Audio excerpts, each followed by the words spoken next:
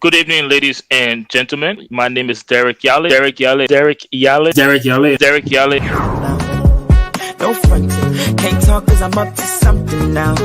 I'm up to something, let it be no frontin'. We feature a team of panelists from different political institutions, different political persuasions, and this panel comes with different styles in discussing national issues. I'm up to something now.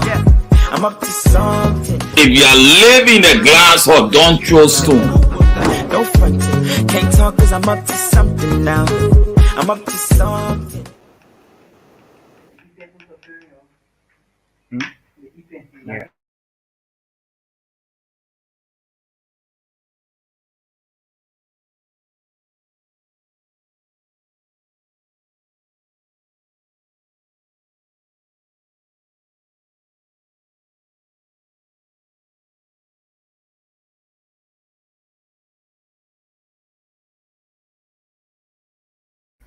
There is muted and muted. Sorry about that. Good afternoon, good evening, wherever you're joining us from. Thank you for joining us here on the Liberia Radio and Television Network. And as you know, the Liberia Radio and Television Network is a local media institution right here in Northeast Philadelphia. And we also have our operating office right in Liberia. The Liberia Radio and Television Network is proud tonight to present another episode of The Horizon. And here on The Horizon, you know, there's no gimmick, no fluff, just real talk. And this is an opinion-based talk show where we feature a team of panelists from different walks of life, different political ideology. Tonight, I'm playing host. My name is Derek Yale, and I'm joined by my co-host, Mr. David Takwe. Mr. David Takwe, welcome to another episode of The Horizon. Good evening, Derek, and good evening, everyone. I'm in Liberia, so in the evening. I don't know what's. Okay, it's in the morning now. It's just after 12, so it's in the morning now in Liberia, going to 1 o'clock. Thank you very much. And guys, if you're watching us, please do us a favor and share this program on your Facebook page. And also make sure you follow this network and encourage your friends and family to do the same. On this episode tonight, we have a lot coming up for you. Tonight, we will feature two special guests, actually. The president of the Hands Across Philadelphia, Dr. Nicole Ross, and also the founder and president of Justina Mutali Foundation for Leadership. We will feature them for a special interview to talk about a summit that was recently held in Philadelphia on the theme AI and female leadership in the digital age.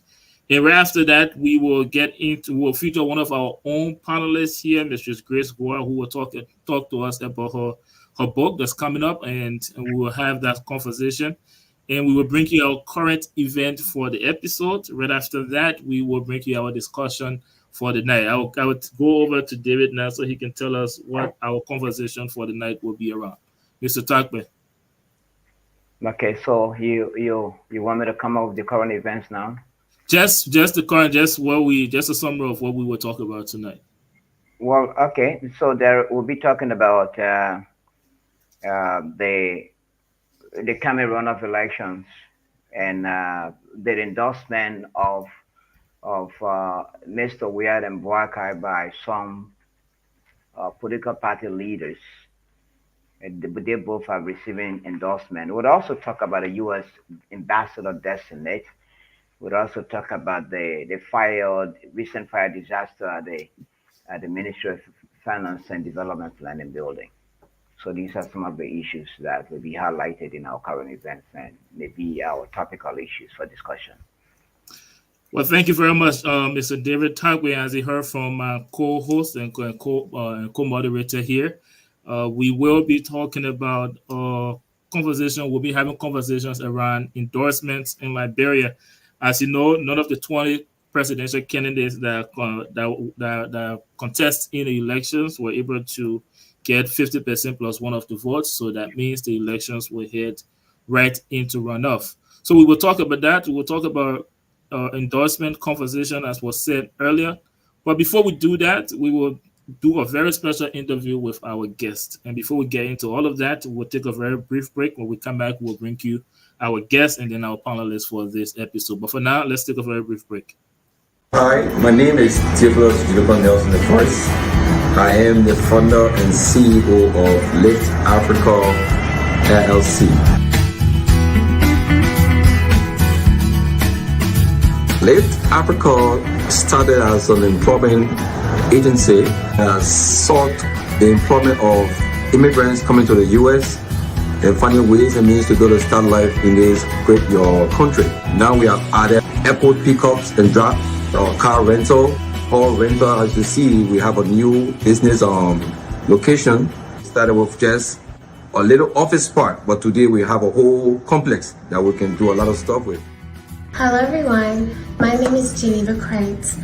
I'm the Executive Administrator of Uplift Africa. We have an excellent employment rate at our company. We work with and for you regardless of your situation.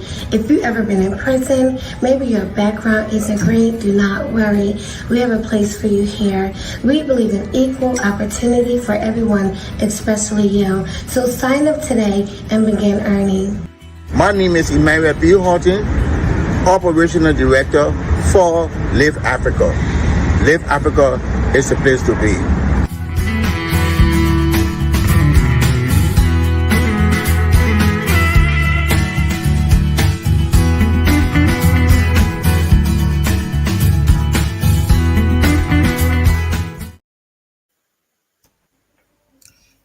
Well, good evening, ladies and gentlemen. Again, thank you for joining us here on the Liberia Radio and Television Network. Today's episode 8, season 4 of the Hard Zone. My name is Derek Yale, and I'm playing host tonight with my co-host, Mr. David Tarquin. As was promised in the previous segment, we will now have our panelists and our special guests on the screen, and we will get into our special interview with Dr. Nicole Ross and Dr. Justina Mutale. Now, let me take this opportunity to welcome, starting with you, Dr. Nicole Ross, to the Liberia Radio and Television Network. Here is a local media institution right here in Northeast Philadelphia. And also welcome to the Hard Zone, Dr. Ross.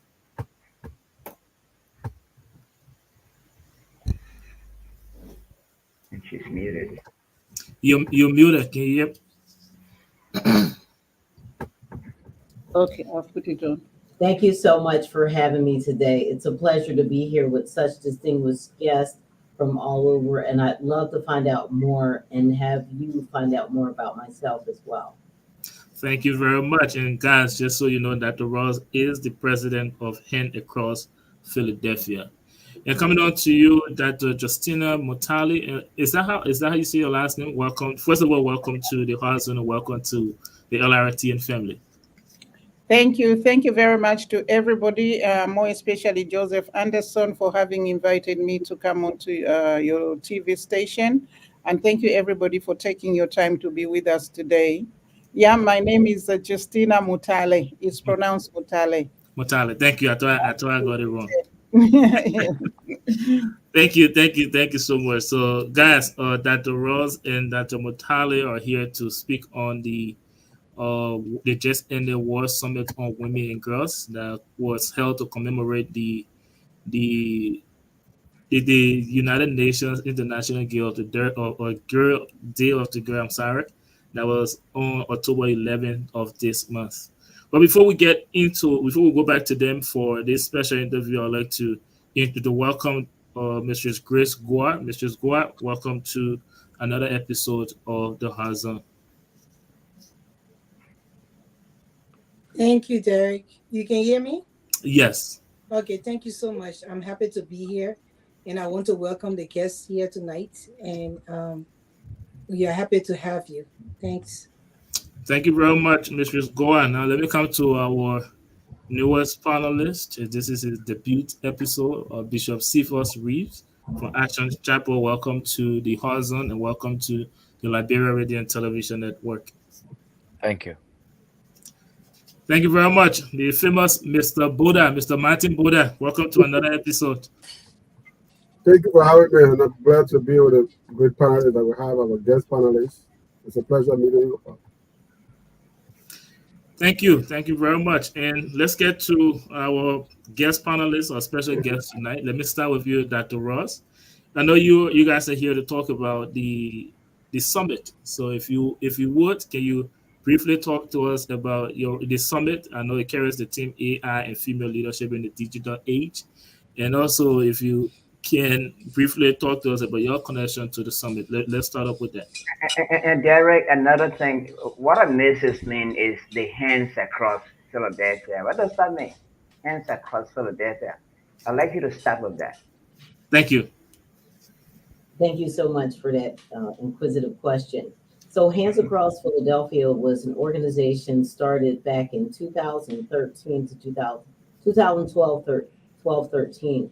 And it was a group of people in Philadelphia that were sitting around at the table speaking about how to make sure that our children felt needed and understood. And we were having such a crisis with the crimes and the children not really having anyone to reach out to. So we started to do a peace walk in Philadelphia, and we lined up along the streets, and we got people from the different neighborhoods to come out of their businesses and to support the children. And because there was so much gun violence and so many children that were losing their friends to gun violence or just domestic violence, we had so many issues going on. So we were sitting at a table with our founders, Kenny and Carlette Brooks, and they said they'd like to do some kind of outreach for the children.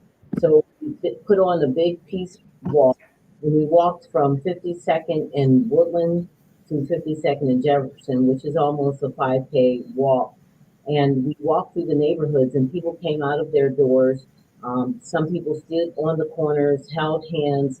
We had drum teams, we had marching teams, we had different churches come out of their buildings and speak to people and just listen to the people cry to say enough is enough.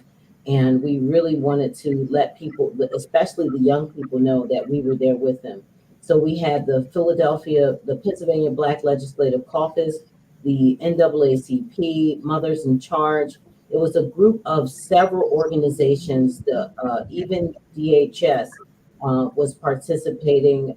The mental health services in Pennsylvania was with us as well. So what it did was it sort of brought everyone together, and we brought those resources to the table so that people can find out how these services, how you can get support from some of these organizations. So that was really what Hands Across Philadelphia started out doing. And as we progressed, we realized that our children needed more than just peace walks and marches. And a lot of the times, I believe in one of the marches that we had, it was well received, but we were not getting the type of resources to the community that they needed. So we decided to focus on job training and giving the children opportunities to learn what tools they would need for the future of work. And that's our current mission. After COVID, we learned a lot about the riots and how young people were affected by it. Some children were killed during those riots. Some children were missing. And some children learned valuable lessons about the importance of the choices that you make and the decisions that you make when you decide. We had an event, we had a town hall meeting, a youth council meeting for our children. And they came out and they said they need a safe place to speak about the issues that are bothering them. They need a place to feel comfortable, and they need tools in order for them to be successful. So after that youth council meeting, we decided that we need to change our mission and focus on job trainings and the future of work for urban children. And that's what our focus currently is. So that brings you up to speed to Hands Across Philadelphia. And that's how we partnered with the Justina Mutelli Foundation to start the initiative on the World Summit of Women and Girls, which was first done online. Its inception was October 2019, when we spoke about we should do something that gives women and girls an opportunity to feel like they have a network of strong women that can support them. And we wanted to have other women from around the world in governments, leaders, to speak and talk to regular women that could really encourage them. So that led us to 2020, where we had our first online event that focused on leadership and the abilities of all of these women, and it gave words of encouragement and had interaction with people from around the world, South Africa, Australia, India, and that was really important for us to focus on. So, okay, I have to come back in. So with that being said, that's the beginning of Hands Across Philadelphia and the Justina Mutelli Foundation working hard to create an opportunity to have the World Summit on Women and Girls held in person at the first World Heritage City in the United States. Yeah, you can just mute yourself and then we'll hear you through. Or Dr. Mutelli. Yeah. Oh, thank you very much, Dr. Rose. Thank you very much. I'm hearing myself. There's an echo. Yeah, there's an echo. But I'm muted. Okay, good. Okay, thank you, Dr. Ross. And now let's move to you, Dr. Mutelli. And guys, if you're watching us, just by way of introduction, Dr. Mutelli is the African Women of the Year Emeritus, founder and co-vendor of the World Summit on Women and Girls, the founder and president of the Justina Mutelli Foundation for Leadership. She's also the vice president emeritus, United Kingdom National Alliance of Women's Organizations. She's the global envoy for gender equality and spokesperson in the National Women's Think Tank, and also the author, The Art of Iconic Leadership, Power Secrets of Female World Leaders, and also the co-author of Women's on Corporate Boards and International Perspective. Dr. Mutelli, can you talk to us about your foundation, the Justina Mutelli Foundation, and also how you came up with the Summit for Girls that just ended in Philadelphia? Thank you very much. The Justina Mutelli Foundation was founded in 2016. I am a gender advocate, and before founding the Justina Mutelli Foundation, I worked in the Commonwealth Secretariat. And the final few years of my work at the Commonwealth Secretariat were in the gender section. So when I left there, I kind of carried with me some of the work that I was doing there, and which I continued to do through the foundation. Our main focus is the empowerment of women and girls, and to get women and girls into leadership. And as part of that, we are affiliated with the United Nations Commission on the Status of Women. And every year in October, the United Nations celebrates the International Day of the Girl Child. So with that, we decided to start the World Summit on Women and Girls to commemorate the United Nations International Day of the Girl, and to speak on that gives us a platform to speak on important issues that are affecting our young women and girls, and of course older women in general. And we do this through our partnership with Hands Across Philadelphia. So as already explained by my colleague, the first few versions were done during COVID. We held them online, and this year was the first in-person summit, which we held in Philadelphia at the Philadelphia City Hall.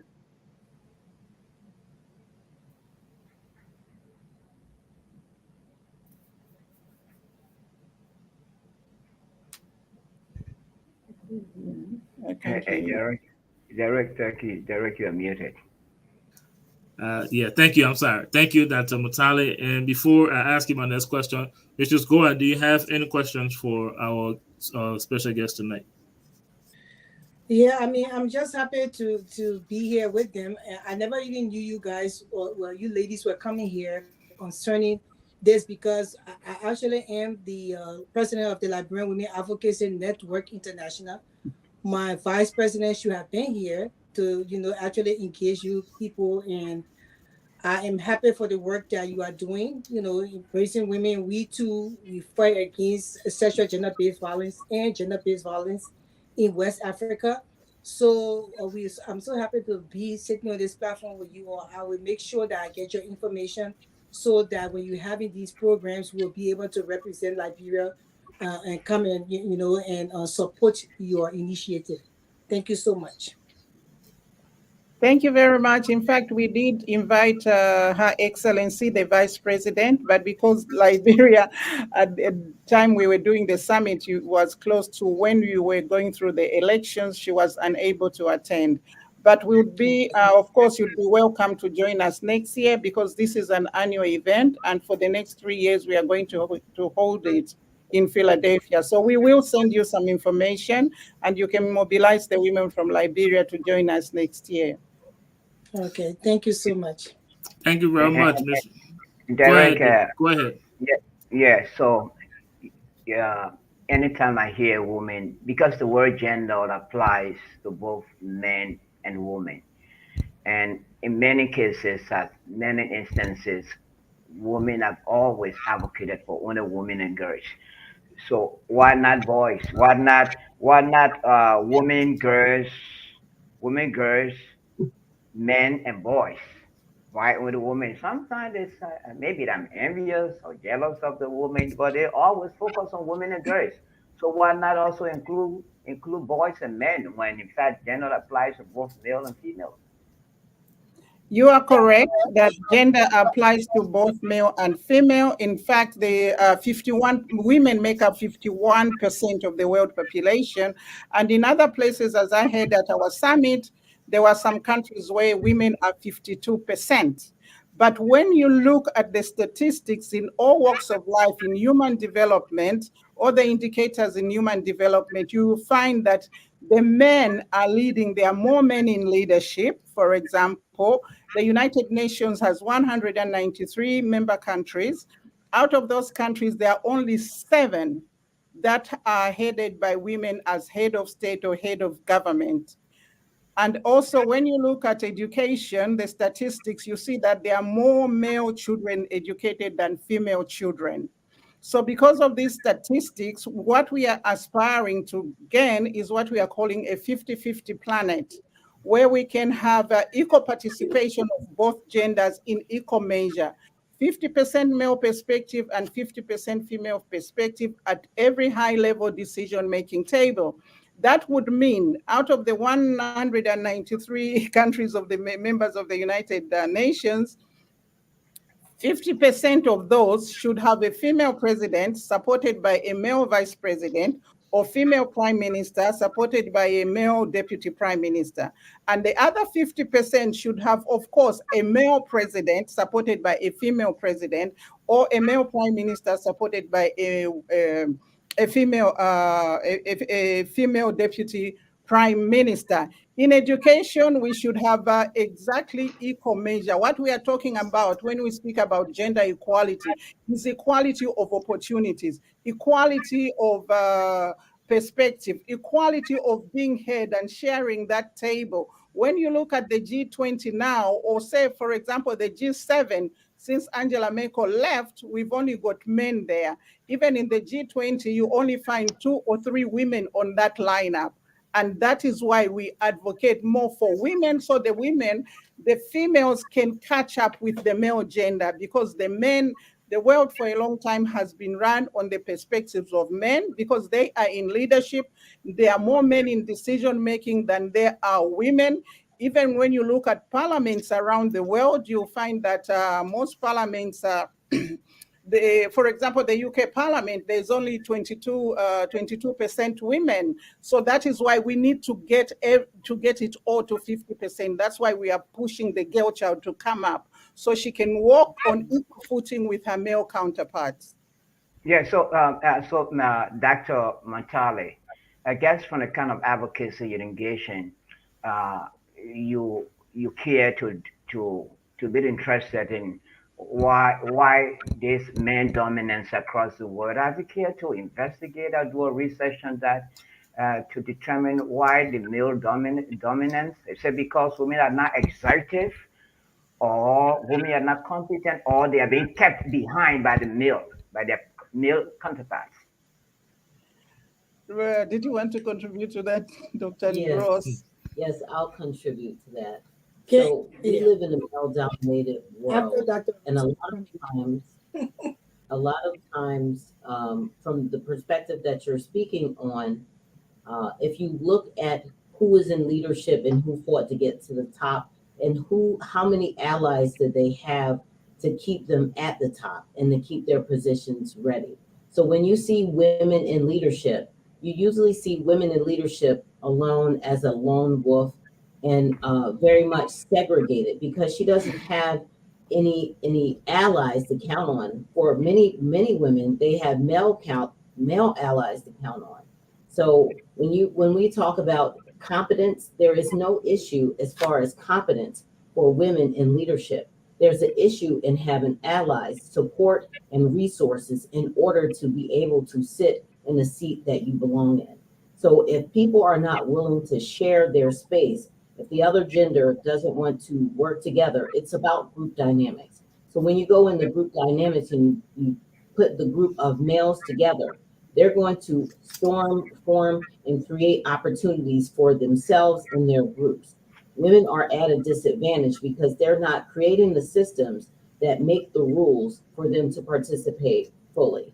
So this is something that I would have you consider when you think about male dominance or males in leadership. And I don't think you should use the correct term as far as women are not competent or women's competency to be leadership. Or not executive. Thank you so much for understanding the correctness of that, because women are very competent. It's not that they're not competent. They do not have the same opportunities because of group dynamics to be able to make it. So when you see a woman alone and at the top, this is one of the reasons why we started the World Summit on Women and Girls, because a lot of these women in leadership and governance, they do not have anyone that can help them, because they're the first female president, they're the first township president, they're the first female sheriff. They do not have anyone to get resources, support, or understanding from in order for them to be able to fight the other groups that will be fighting for their position. So just so you can understand that component of it. Thank you very much, Dr. Ross. And let me recognize the presence of Mr. Jai Winkin. Can I add something? I will come to you, Mrs. Goa. Let me just recognize Mr. Weah. Mr. Weah, welcome to another episode of The Hard Zone. Thank you, Derry. Thank welcome, you. ladies. Yep. I'm sorry. Go ahead. No, I said welcome, ladies. So I just say, yeah. Mrs. Goa, let me take a question real quick, and then I will come to you, Mr. Bode. No, I just wanted to say something to Mr. Tabe concerning, the question that he asked. The thing is that for Liberian Women Advocacy Network, we advocate for women and children. So it's not only girls. And the most reason why women are advocated for the most in the world is that women are the most vulnerable gender in society. Even if you check with here in America, it was just in the 80s that women were able to open their own businesses in their name. They did not have that right. Even right now in the United States, we still fight for women to be paid equally in the workplace, because most women are in the same position with men and they get paid lower. So that's the reason why we advocate more for women, because women are the most vulnerable in the world. And thank you. If you've never seen it, you're going to see it more when the COVID-19 happened, what happened to women across the world. So that's the reason. Thank you. Thank you very much. Mr. Bode, do you have any question for our special guest tonight? Definitely not really a question, but just to tell them thank you for the initiative. It's a bold step. Working for equality is not an easy task. And I want to champion that cause. To see our own sisters going beyond and above to cater for the need of women is a lot. And I want to cherish you both for that, for the hard work. Thank you. Thank you. Thank you. I'm sorry, were you done? Well, I was just saying thank you to the women and for the hard work, and we hope that we can support them in that endeavor. Thank you very much, Mr. Reeves. Before I come to you, let me come back to you, Dr. Matali, and then you can take a stab at this question as well, Dr. Ross.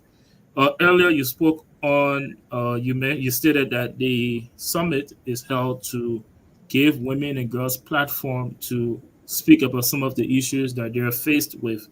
Now, my question to you would be, what are some of those issues that you guys have talked about, and how has your organization the Mutale Foundation. Is there any success story that you would like to share from your organization in addressing those issues?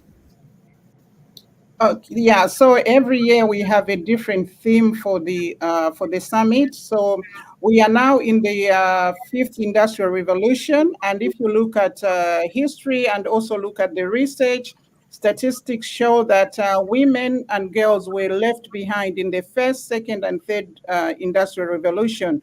In the fourth industrial revolution, we started catching up. We are now in the fifth, which is the digital age. And we do not want women to be left behind. We think that in order for the world to progress, for us to achieve what is called human prosperity and progress for all, we need to have both genders knowledgeable in the same way as the others. So the girl child needs to be educated, to be educated for the needs of the current times that we live in. And as Dr. Ross said, she spoke about the future of work. So that is why this year we picked the theme of AI and female leadership in the digital age, so that we can get our women and young women, our young women and girls, to be at par with their male counterpart in the knowledge of what knowledge they get in this technical age, in this technology age, I'm so sorry, in the digital era. So that is why we chose that theme. And some of the resources, for example, my foundation, of when we think of trying to get women into leadership, we know that they need to have the right tools, the right knowledge, the right perspective, of course, the right network. So we provide scholarships to enable those young women and girls, and of course, some of our young men from disadvantaged communities, so that they can access tertiary education around the world.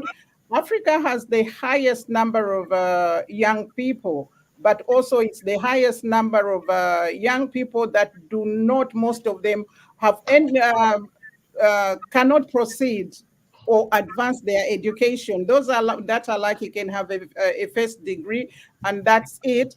But in the Western world, for example, in the UK or USA, I'll talk about the UK because I live there. When a child is born, she's got the right to an education from nursery school up to PhD or postdoctoral, however far that child wants to go. It's just up to the child to say, no, I don't not want to do this. And this is done because, one, there's state education, but there are also private schools. And on top of that, there are scholarships. And on top of that, there's what is called student finance. What holds our students back home, for example, failing to proceed, because they do not have the finance to take them forward. And like in the UK, every child is entitled to student finance. So if they want to go to school, they can get they are automatically given a student loan. So we try to give these opportunities to highly academically talented young women and girls from Africa. And they also, of course, their male counterparts. Recently, we got into a partnership with a group called SOS Investments, and this is where we have we give our students access to student finance coming from 10 African countries that they can go and study at master's level. Although most of the organizations, international organizations, keep advocating for education in Africa, but they only advocate for the first 12 years, which is the end of secondary school or high school. But what can a child do with an education of up to high school when we are in the fifth industrial revolution? So that is what we are trying to do. And also because Africa has the youngest population, they are the ones that will take this world into the next millennium. So they have to be adequately equipped for the economy of the future and the economy of the future, and of course the work of the future that they are going to have to do. Thank you, Dr. Mutale. You know, I was looking at the title of the book, because you have it right on display over there, The Art of Iconic Leadership. And can you talk to us about that book, and how can we get it? You have the book right on display. Can you talk to us briefly about it? Yes, I can send you a copy. Yeah, in fact, this also answers back to the question that Mr. Tagore asked. This book, I wrote this book as a gift to the next generation women, which are our young girls. It's because as a gender advocate, I kept hearing that young women, we have a deficit of women in leadership or decision-making roles because women and girls do not have role models to inspire them into leadership. So I come from a background of very powerful, assertive women. From my mother's family, a woman rules the kingdom. So she's the head of that whole kingdom. She heads the kingdom. From my father's side, although it's patriarchal, we have a man leading the kingdom. At some point, a one woman rose up to start a movement that shook the whole political foundation of my country, Zambia. So I grew up knowing that 1, women are natural born leaders, 2, women are the backbone of society, and 3, women are the guardians of humanity. So it surprised me to come out into the world to find that there's this fight for gender equality, there's this fight to put women into leadership. And of course, when I was growing up, I could see on television, reading the newspapers, and also learn in history and was it civics, where we learned about politics and who's president of that country and this country. So I identified those women that stood out for me, who were in leadership, including women who were heads of state or heads of government of their countries. For example, Golda Meir of Israel, Margaret Thatcher, Indira Gandhi, Benazir Bhutto. So I have all these women in this book. I have chronicled their leadership journeys and also their leadership traits which they exhibited, which put them into office, how they handled the power while they were in office, and what legacy they left. So this is so that the world can learn that women are capable leaders. They have done it before. It has been done. It can be done. And the young women and girls should know that it is possible for them to lead as a female. We've already had enough role models. For example, the first ever female president or prime minister was in Sri Lanka in 1960. And also, for example, Pakistan, which is a Muslim country and considered not to be so democratic, has already had a female president in the name of Benazir Bhutto, while the US still has never had a first female president. These are informations that our young people need to learn, both male and female. Because when our males understand that women are capable of leading, then they should change. They should get rid of that institutional discrimination. Mr. Tagore asked, why is it then that women cannot do? There is institutionalized discrimination against women, and we need to break down those barriers. We need to break down those barriers so women can fulfill their potential, because those discrimination, institutional discrimination, puts a limit on how women can exhibit their potential. By default, women are held back. So this book is about that. It's about encouraging and motivating a whole generation of new female world leaders so that hopefully we can get that 50-50 planet. Thank you. Colleague Dr. Ross would like to add to that. Yes, before she do that, where can we find the book, just for the sake of our audience? Okay, the book, you can find the book on Amazon. It's also on a lot of other book outlets, Goodreads. I can't remember the others. It was also available in airports. And of course, yeah, you can find it online. If you just Google The Art of Iconic Leadership, you will see all the outlets that have that stock the book. Alrighty, thank you so much. Now let's hear from you, Dr. Nicole Ross. Thank you so much. As Dr. Justina Mutelli spoke about, it's very important for us to focus on the future of work, especially for our young urban children and young urban youth that are coming up now.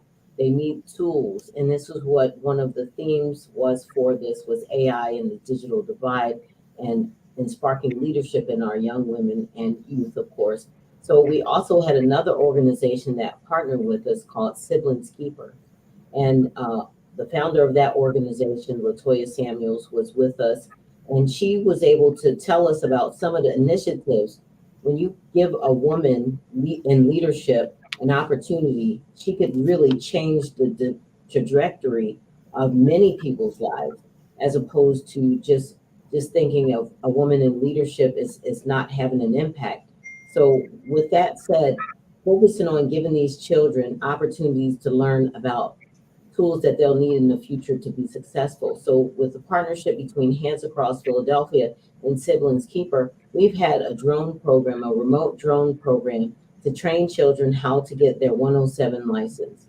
And that's for them to be able to drive those jobs in the future, which will, one day we'll have our coffee delivered by a drone. We'll be delivering packages and people via drone. And if our students or our children are focusing and learning those tools now, they'll be able to compete in the world as technology changes at a rapid pace.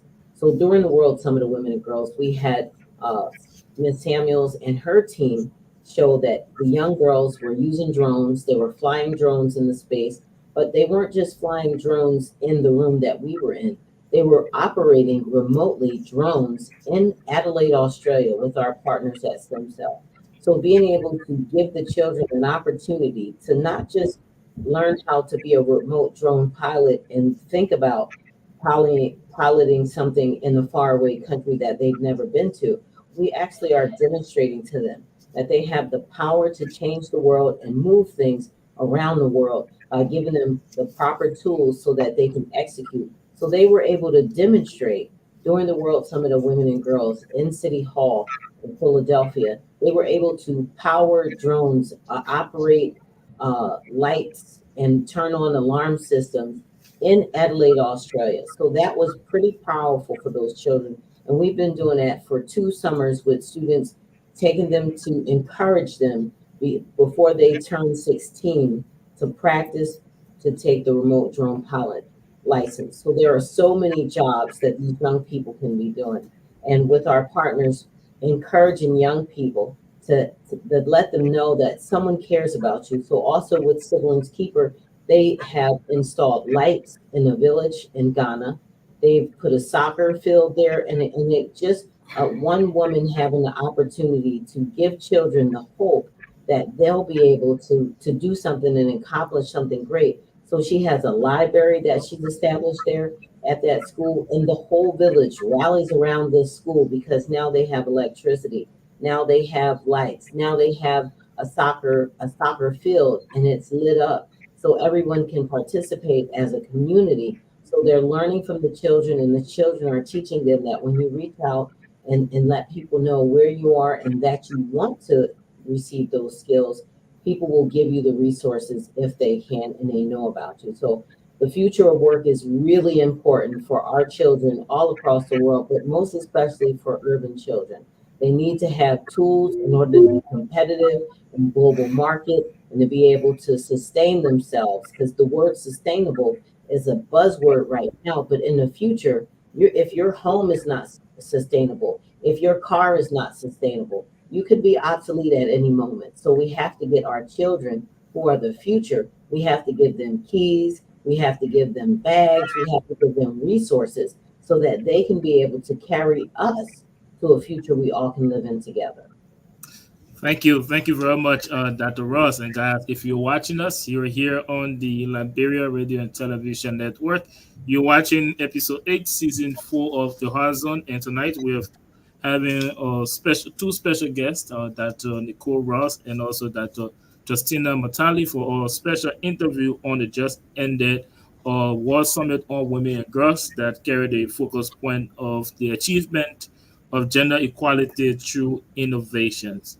Now, before I come to you, Bishop Reeves, let me first recognize the presence of Reverend Adi. Reverend Adi, welcome to another episode of The Horizon. Thank you so very much. Greetings to all of you esteemed panelists. God bless you. Those watching in Liberia and the diaspora, my greetings. Thank you. Thank you very much. Bishop Reeves, do you have any question for our special guest tonight? Not exactly a question, but yeah, I would want some other areas to be addressed. That's why we call it the hard zone.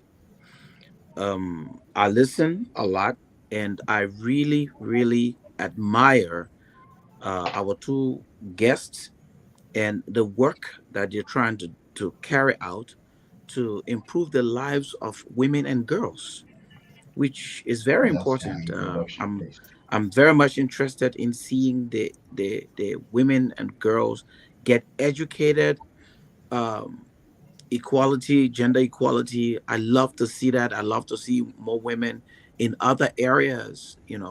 Engineers. I love to see them in different areas. Now, what I'm seeing is that we're forgetting some other areas that I need to have them address for me. And one of the areas that I really want them to address when it comes to women and family, women role in the development of families. I see a lot of our young girls today uh, know nothing about family, about home, about being able to take care of it. It is assumed that when a young girl grow up, she know how to take care of a home. She wants to get married. She wants to take care. It's assumed that the young girls are doing that. But I beg to differ. Over the couple of years, I've seen that we're moving away from them being trained to handle their families, at the same time being trained into other discipline. I do get the other discipline part, which of course I want them to, but I think we're moving away from the other part of the family and their role in how to take care. A lot of young women today can't cook. A lot of young women today can't take care of home. So I would just like our guests to please address these areas for me. Thank you very much. That is I'm sorry, Dr. Mutale. Before you address the question, let me just get the final questions from our last two panelists because we're running out of time for this interview. So let me start with you, Reverend Addy. If you can just put in your question or concerns to our special guests, and then we will have them to address them in one. Reverend Addy. Well, yes. So I certainly don't have any major concern. I certainly want to appreciate them for what they're doing in terms of women empowerment and education. So I'd like to say thank you. Continue doing what you're doing. My church in and of itself, it's one of our focus in Liberia specifically. We have the Girls Empowerment Home specifically committed to economic empowerment, education, and above all, giving them Jesus. So I want to say thank you in this public manner. Thank you very much. Mr. Weah, do you have any question or yes, I do. Before I ask, I'd like to also say thank to Dr. Ross and Dr. Mantala. Before I say anything, they remind me about the former UNICEF representative in Liberia, Keleka Kemayo from Lesotho, prior to our election in Liberia. And I used to be reporting for the Inquirer, and she told me the story as an African woman. She said when she was growing up, her father wanted her to marry to a chief in the town, or her mother insisted for her to go to school. At the end, when she became a big person in UNICEF, all the people that were in the town, they were very proud of her. So that shows that really women can do great things in the world when they are given the opportunity. But here is my question. In Africa, we see that culture play a major role about boys and girls children. In some part of Africa, many people believe that girls are not supposed to go to school, only the boys, and to the point that they believe is that if a girl marry, she takes the name of another family, and the boy will continue the heritage of the family. So my question is, what are you guys doing to really educate African about equality with respect to the potential of both boys and girls? Thank you very much. And let me recognize the presence of Councillor Freeman. Councillor Freeman, welcome to another episode of the Horizon And we have a special guest tonight. I know you've been listening to the conversation. If you have any questions, then I'd like to give you the opportunity now to voice a question. Can you hear me? No, thank you for welcoming me. I don't have any question. Thank you. Thank you very much. And let me come now to Yeah, you. I do. Thank you, but I do not have any question. Thank you. Thank you very much. Let me now come to you guys, Dr. Ross and Dr. Matali. You guys heard all of the questions and from our panelists. I'll give you guys the opportunity. Is it possible to add another question so they can answer all in one shot? Yeah, just squeezing your last question. And then just one question, because as somebody called it has, so that means we actually had questions on this platform. And I've always heard about gender equality, the advocacy for gender equality, 50-50 share of opportunities between men and women. And I've always wondered why women don't want to be competitive, fight for the jobs, compete with their male counterparts, and not, it's something that sounds to me like a woman won these positions or the opportunities on silver platter and don't want to be competitive. Is it because of timidity? Are you timid among your male counterparts? Why are women always in the background and advocating for their place in society and not compete for the places? Thank you very much, David. Let me come now to you, our special guest. Let me begin with you, Dr. Ross. You listened to all of the questions, and also if you can give us your closing remark after you address those questions. Dr. Ross. Thank you so much. One of the questions was talking about women of new age women that do not know how to cook, are not able to run a household. Society is changing and the roles of women are modifying with society. Of course, it's very important to learn how to take care of a household, but we have some really interesting things happening for women at multiple levels. So we have women that are between the ages coming into adulthood and womanhood from the ages of 15 to 25. These women are not having jobs. They're not able to provide for themselves, and they're finding themselves having to be the front runner or the breadwinner of their home or household, or being the head of household. And those are young women that usually will get support from older women. So on the other hand, you have women that are between the ages of 45 and 65 who are now finding themselves, based on the new situations that are going on, they're finding themselves needing to have work and having to provide for their medical needs and other resources that in the past they would be able to accommodate themselves. But as the future of work changes, some of these people are out of jobs. So these two sets of women would normally talk to each other because there will be space, time, and grace for them to be able to conversate and ask questions. What do I do as a young woman? How do I take care of my child? How do I clean my household? Things that if you do not get it directly from your family members, then you would get it from an older woman that you know in your community or your neighborhood. Now both of these women are in high stress situations, trying to provide for themselves and their families, and there's no time for them to have these conversations that normally they, in the past, when society's roles were more inclusive of all of the family, they would have an opportunity to exchange those resources, support, and ideologies so that everyone would be able to survive together.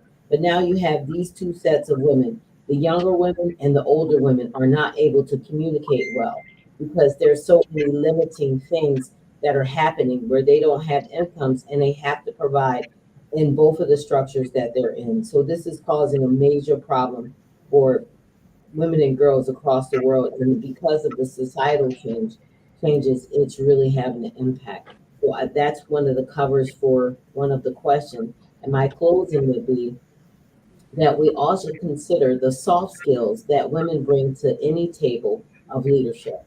They bring compassion, understanding, and also a strong and soft form of leadership that gives everyone an opportunity, even those that may not be fair at times.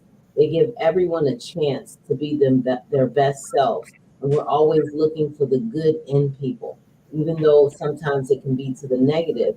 But we all have to learn lessons by looking at women in leadership. Some of the women that participated in our previous World Summit have had some of the best records in history as far as leadership.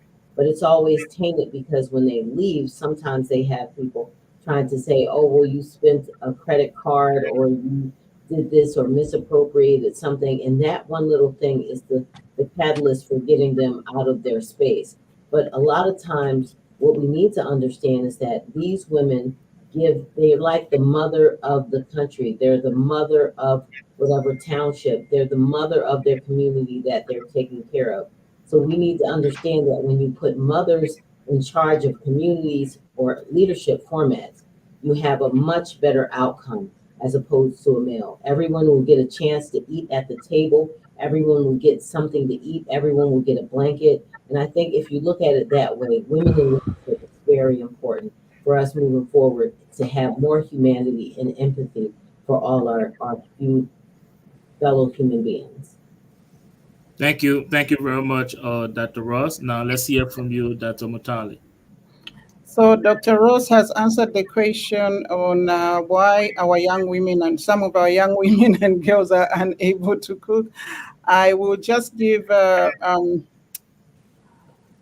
there's something natural. You could say that they are unable to cook as you see them running around, perhaps trying to sort themselves out, as Dr. Ross says. But once they get into the house, I have a lot of nieces around. Those that we think they are just running around, as soon as she settles in a home and has a child, she's a whole changed person. She becomes mother hen, providing for the child and also providing for their husband. Some of them surprised me that the time that they were living with me, they could hardly cook. When I asked them to wash dishes, they cry and kick a tantrum. But when they are running their own homes, they are able to. I'll give an example how I said women are natural born leaders. During the AIDS pandemic, there was a story of these two children. The boy was 5 years old and the mother was 3 years old, and both their parents died of HIV/AIDS. And they were left in a village. I think this was in Zambia or somewhere in Southern Africa. And what happened there, although the girl was the younger child who was only 3, she started looking after the brother who was already 5 years old. So that is the power that women have to take care of humanity. I'll address Mr. Tagora's question about why are women just advocating and not fighting for the jobs. Women are fighting for the jobs. You can see in Liberia, you have a female vice president, and if given a chance, she will become president. So she'll go for the top office. Also, it's that women, when they start working and competing for jobs, for example, in the corporate world, when they're going to have a child, in most organizations or countries, as the tradition is, then the time that the woman takes to go on maternity leave, they found that they have been replaced. Even if they wanted that job, they fight for the job, but the company has set in place some kind of policies that will make it legal for them to get rid of that woman just because she's had a child and she's had to take maternity leave. And the issue of culture, of course, what gives us women limiting beliefs are the tradition and cultures, the negative tradition and cultures that have held women back and put limits on their potential. So what we need to do is to unlearn those traditions and cultures and learn into new ones. I'll give an example where this has been shown is Rwanda. Rwanda at the moment has the highest number of women in political decision making. With the last elections that I knew of, they had 64% women in parliament. But Rwanda had suffered before the genocide. They had suffered a genocide in 1994. Before the genocide, the culture and tradition in Rwanda was that a woman needed the husband's permission. before they can get involved in business, politics, or community, or anything they wanted to do. If you didn't have a husband, you had to ask your brother. If you didn't have a brother, you had to ask your uncle or ask your grandfather or even your brother, even if they were younger than you, but you needed permission from a male in the family in order to get into something. When the genocide happened, the population ratio of Rwanda tilted. So there was 60% women and 40% men, because most of the people killed, of course, were men. Some of them ran away and some of them were incarcerated. They were in prison. So the women of Rwanda overnight found themselves thrust in leadership positions, and they rose to the occasion.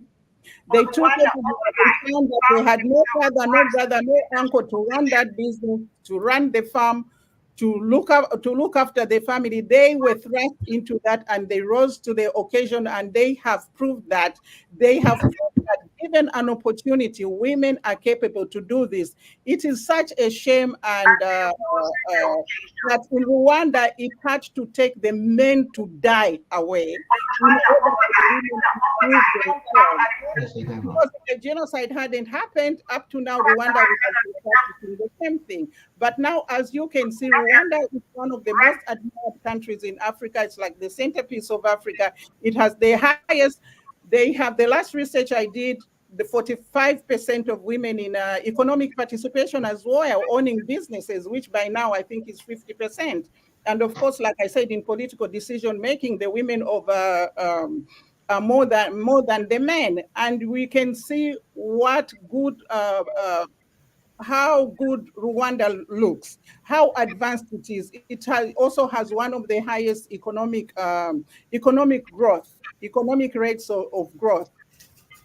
So you see that women have the capability if they were given the opportunity. In closing, I just want to say that research has showed that a child born of an educated woman will be educated as high as that child wants, unless it just doesn't want to do it.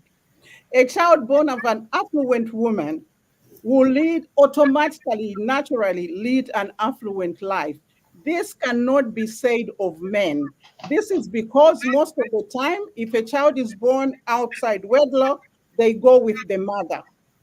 So even if the father was a billionaire and the mother was a waitress, the child will lead the life of a waitress and not the billionaire father. So this is why we need women to be in leadership, because we always, as colleagues said, we have the compassion, we have high emotional intelligence, we know what the needs are for our children, for humanity as guardians of humanity. So if the world is looking for human prosperity and progress for all, they better put women in leadership, because women will carry everybody with them. There was a research taken in one of the European countries or Latin American countries where the government had started giving people some money, like welfare money. And they found that the women, when the women collected that money, they used it for their children, to improve the household, to buy, if a kettle is broken, they'll buy a kettle, bed sheets, or pay for the child's school fees or school uniform. But the men took the money to go and gamble and drink it. They didn't care whether the children had any food at home or they did not do that. So that is why we advocate for gender equality. We also advocate for women to get into leadership, because we believe that if we can have that diversity of thought at that high-level decision-making table, because women and men, even if you are born in the same family, you have different experiences in life.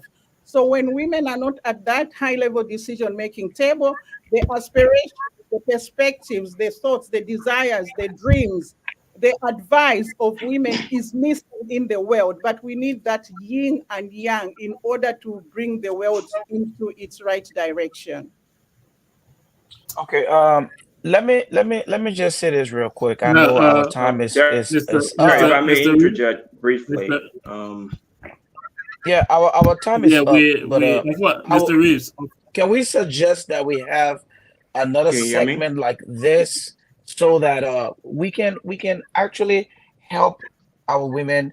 This organization is supposed to help us to be balanced in both ways. It's not women against men.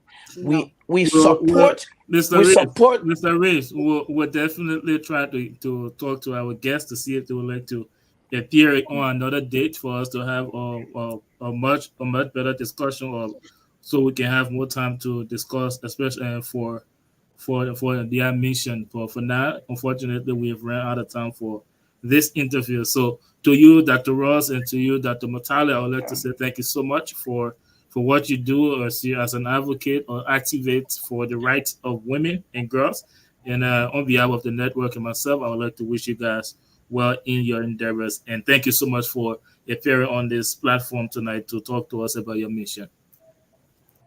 Again, guys, we will now like to take a very brief break. When we come back, we will talk to Let them come back again. Yes, we'll get back to business. We'll get back to business as usual. Before that, we'll feature one of our own, Mrs. Grace Goa, so she can talk to us about her just written book.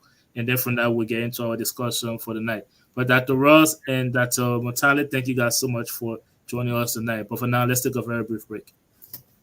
Hi, my name is Martha Tomle, owner of Maticia Natural Hair Salon, located on 4405 Chestnut Street.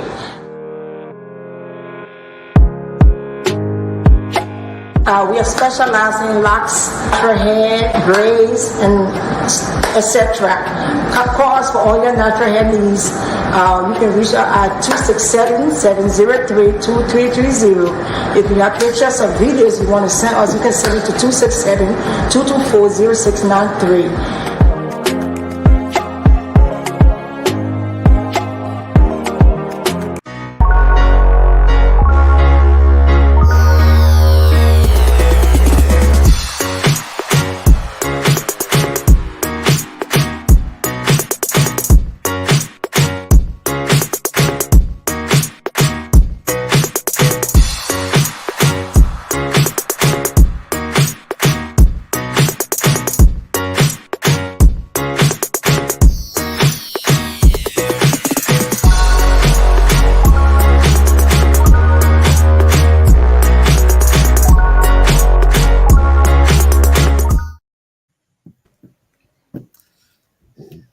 Welcome back, guys. If you're watching us, thank you for joining us here on the Liberia Radio and Television Network.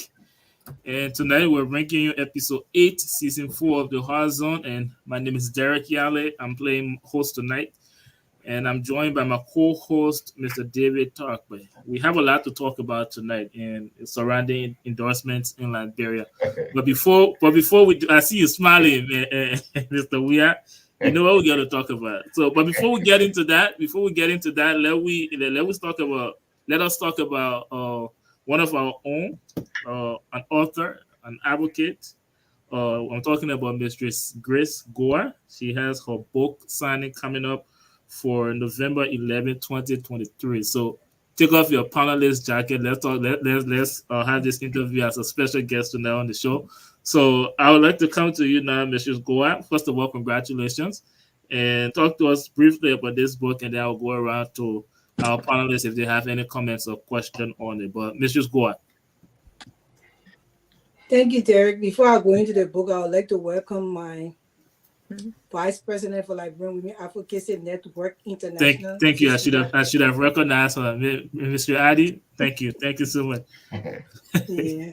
And we'll also like to put forth that those two women, Dr. Matale and Dr. Ross, come back on this platform, and we'll be here with them to answer questions from our men, concerning the fight that we fight for women's rights, and also for the betterment of women in the world, so we can have that conversation. But anyway, my name is Grace Goa. As you can see, if you read down my stuff, you will see that I'm the founder of Legacy Holding Foundation. I'm also the president of LAWANI, Liberian Women Advocacy Network. I have written a book, so I'm now an author. So I have written a book, and this book is I would just describe the book as the pouring out of a woman's soul. It's an autobiography of a pouring out of a woman's soul. I wrote this book because of my mother, and it came out on October 20th. it was the October 20th was the 32nd death anniversary of my mom. So I wanted to honor her because of the life that she lived. She lived a life. She was a stateswoman in Liberia. She was also a mother and a wife. I wanted to tell her story because most of the history in Liberia has been erased, and I wanted her name to be out there because she made history. That's the reason why I wrote the book. Thank you very much, Mr. Goa. Let me go around to our panelists very briefly for their question or comment. I'd like to start with my co-host, obviously, Mr. David Takwe. Do you have any question or comment? Mrs. Goa, first of all, congratulations again. Thank you, sir. Your mother made history before she died. You tell us a little bit about the history. Briefly tell us about the history she made, which capacity she served when she was alive. Okay, I can just go into it a little bit because the information is in the book. But my mother was, she was just a radio personality in Liberia when she became a nurse first. And she couldn't stand the sight of blood. So the doctor told her in JFK that you don't belong here. Although you went to the school and everything, but every time we deliver a baby, you pass out. So you need to find another career. And she went into, she used to also sing. So she went into the radio. Somebody heard her singing in a bar, and then they said that, oh, you have a very good voice when you come out to sing. When you speak, it's very, very clear, and we like the way you carry yourself. So they introduced her to one or two people, and I guess President Tubman hired her in the radio room at the time to be the voice on the radio. But before she got hired for the executive mansion, before she got hired in that position, she was actually doing a little bits and pieces on different radio stations in Liberia. So when she got hired at the executive mansion, she worked for Tubman before I was born, I think 3 to 4 years, and then Tubman took over and she started to work for Tubman. She was still in the radio room, you know, whatsoever her job was there, and she was doing it. But after she worked there for some time, she became the supervisor. And I was so proud one day when I spoke about my mother on Facebook, and this guy who worked with the SSS he came on and said, oh, I didn't know it was your mother. And he gave me a whole other history about her working in the executive mansion. But she worked there with Tolbert, and then she became very close with Victoria Tolbert. They became prayer partners, and she became her administrative assistant at the same time working in the radio room. When the president was killed, President Tolbert was murdered for the 1980 coup. She was home, and then she was scared to go to work that day, you know, after everything was said and done. And I think 2 days after, I was just a little girl, and her boss, Breku Wright, he came to the house with a lot of soldiers in the car, and he told her that, oh, we came to get you. And she was like, you know, so afraid. He said, no, come on, Mary. The president sent a little piece of letter for you. You need to come to the mansion. So because they were killing a lot of people, so she thought she was going to be there because she was seen with that other president, you know. And then when she got to the mansion, and President Doe told her that we need you to come and work in the radio room because nobody knew how to operate from here. So all the operations that were going on in the radio room at the time during the coup, after the coup, with the communications in the different countries, she was the one that was making sure everything was relayed because they had no idea at all. So after she did that, and he made her SSS, so she became the first SSS mayor. He gave her the position of major. She was the first woman ever in Liberian history to be Major Mary Elliott Correntin in the SSS. So her story from there, you know, helping people at the same time working with these presidents, her experience in those different areas with her family as a mother, as a husband, as a wife, and also as a community person, and also as a state woman. I try to explain her story in that book to tell the people, you know, her history and what she even went through before she got to that stage. So it's good for a lot of people to read this book because it's a lesson learned. And the thing that it's not because I wrote the book is very captivating. When I sent this book, I share with you, when I sent this, the draft that I wrote, I sent it to the editing company. When the people read the draft, they told me that the book was this powerful that they were going to do the book for free. So everything about this book is for free. I never paid a dime on it. It was edited, published, everything for free. Right now it's on lulu.com, www.lulu.com. You can go there and place your order. By the end of this month, on the 30th, the 31st, it will be global. So you can get it on Amazon. You can get it on, you can get it in any country. It will be placed in library. Right now it's at the it's right now it's at the woman. Let me just make sure I get this thing straight because I don't want to give any wrong information. Right now it's at the Library of Congress. It's going to be in all the HBCU universities. So the book is powerful. It tells a little story about her work, environment, and it tells a whole lot of story about how she got there. And then the end why I'm carrying on her legacy. That's the reason why I funded an organization 2009 named Legacy Holding Foundation to carry on my mother's legacy. Thank you, Mrs. Goa. And again, we have only very few more minutes for this interview and for us to get into our discussion. So I'll just go around to you panelists very quickly, beginning with you, Mr. Boda. And after I shall have gotten the questions and comments from all of the panelists, I will come back to you, Mrs. Goa, so you can address them. Mr. Boda, let me start with you. That's just Grace. I just want to say congratulations for your hard work. And thank you. Letting the torch for your mother. It's a hard work. It's a great thing. Many of us have lost our mothers, and we all know the pain. And she served, and that needs to be recognized and given the honor. And I want to say thank you. Thank you. Thank you. I appreciate it. Thank you. Let me hear from you, Reverend Addy. Well, first of all, congratulations, sis. I'm so proud of you. And thank you for the job well done. I love the title, The Life, the Loss, the Legacy. Triple L. That's beautiful. Keep up the good work. And, that picture behind the book is just fascinating. Great image. Thank you. God bless. Thank you so much, Reverend Addy. Thank you very much. Let's hear from you, Mr. Weir. Well, I would like to join everybody to say, Grace, thank you very much for the hard work. And as you just explained the story of your mom, that just reminded me of what the last guest we just talk about the role of women raising women, So that really it's just to just talk about that when women raise children, they can be successful if they are single compared to a man. So I want to say thank you very much for job well done. Thank you very much. Thank you, sir. Thank you very much, Mr. Jai Winkin. Let me hear now from you, Councilor Freeman.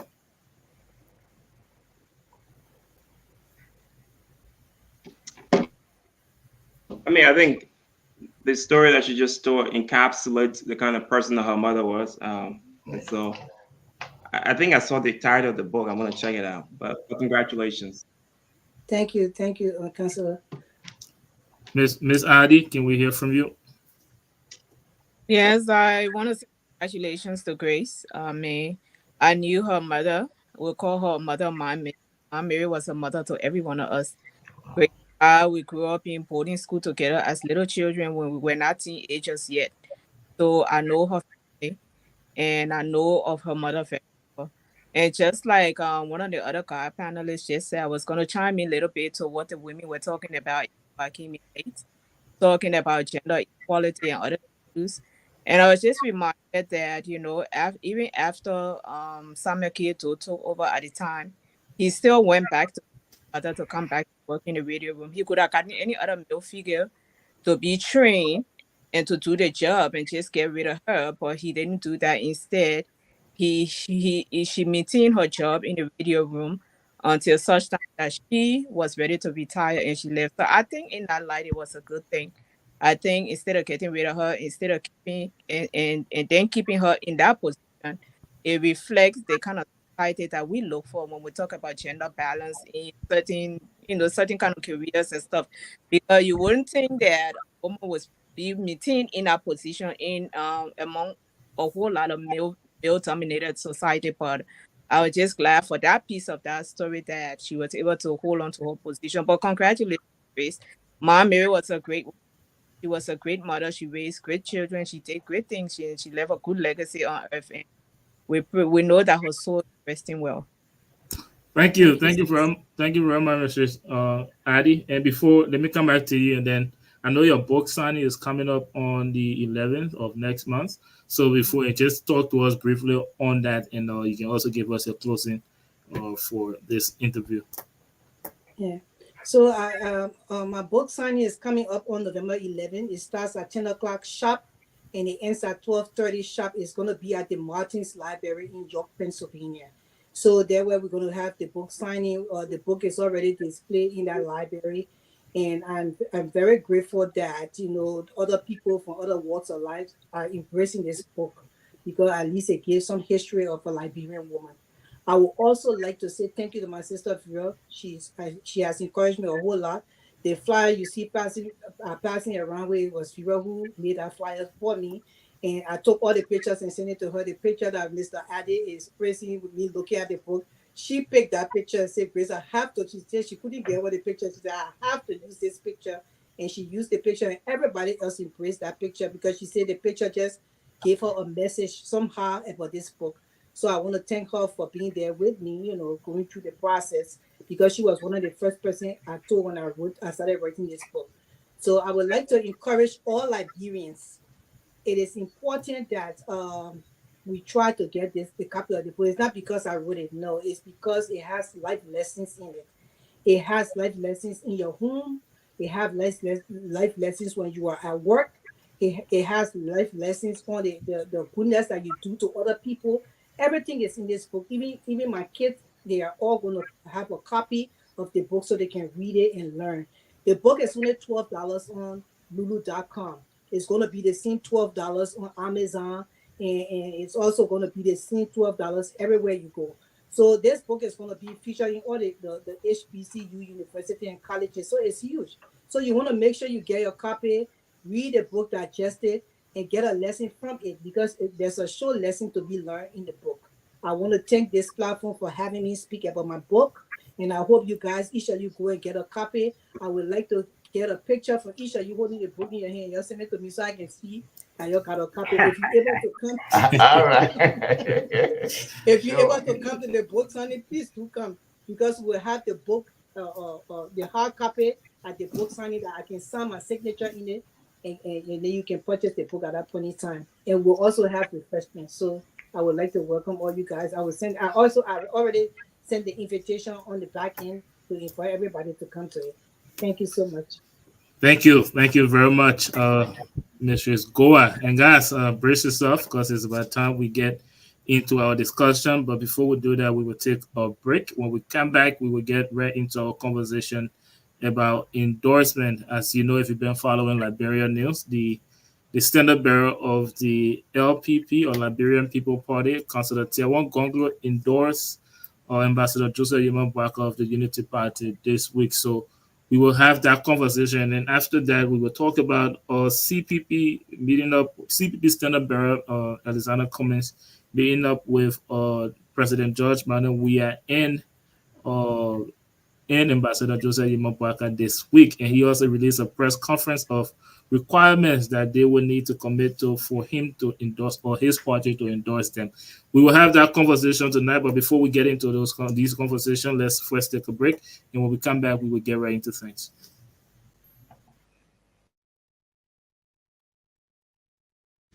Maintaining your vehicle can be a major investment. That's why here at Brothers Auto Care, we pride ourselves on providing professional and reliable auto care at affordable rates. Whether you need an inspection, new brakes, or diagnostic reports, our skillful and experienced mechanics are here for you every step of the way. Call Brothers Auto Care now to schedule your next auto maintenance and repair service. At Brothers Auto Care, we help you drive home with peace of mind.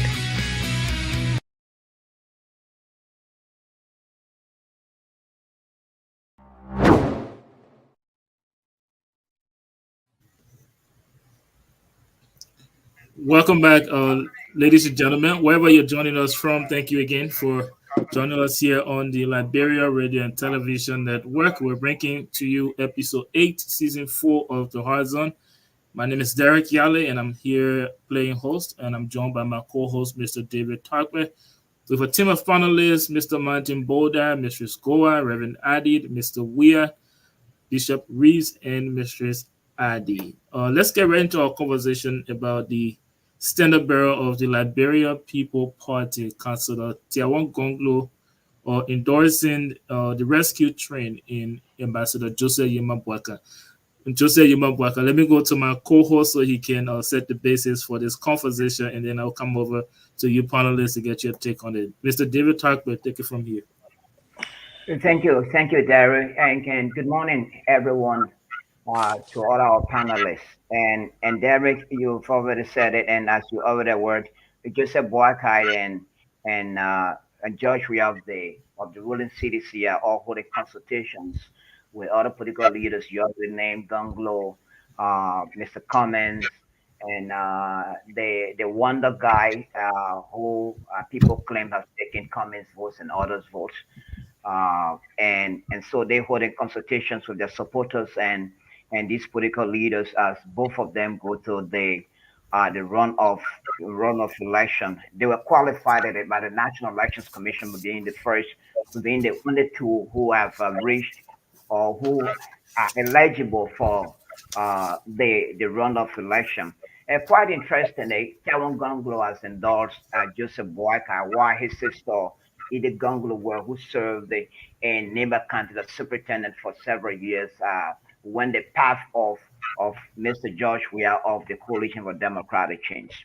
So that's an amazing thing, or the surprise of these endorsements that people are concerned about.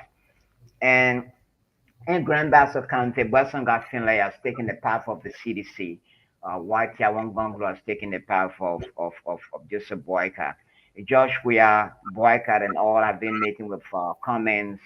I don't know who's making the overtures, whether it's Boakai or Weah that went to Cummins or Cummins went to them. It's one of the things that we need to talk about. Who's making the overtures? Who won who? Is it Mr. Weah that went to Cummins? Is it Cummins that went to Mr. Weah?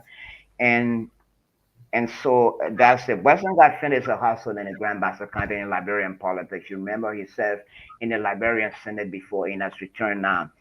Another thing that may also interest you is that as he speaks to you, the authorities of the Ministry of Finance and Development Planning are wondering as to what must have been the cause of the fire that broke up in one of the departments. And let me see, is a project management unit of the Ministry of Finance where the fire broke out on Wednesday, early morning on Wednesday. And so no human casualties were reported in that incident, but it is believed that some essential documents and equipment must have been destroyed. But however, the National Fire Service has been given the mandate to investigate to find out what must have been the cause of the fire in that unit or in the building. Already people are speculating or insinuating that the government wants to erase evidence or get rid of certain things so that they can be held accountable and so they can find a good way to escape some questions. That those documents were destroyed to destroy evidence. That's the view of some Liberians. That's what other people are insinuating. And finally, Derek, following the recent departure of Michael McCarthy as the U.S. ambassador to Liberia, the name Mike Turner has begun resonating among Liberians as the next U.S. ambassador to Liberia.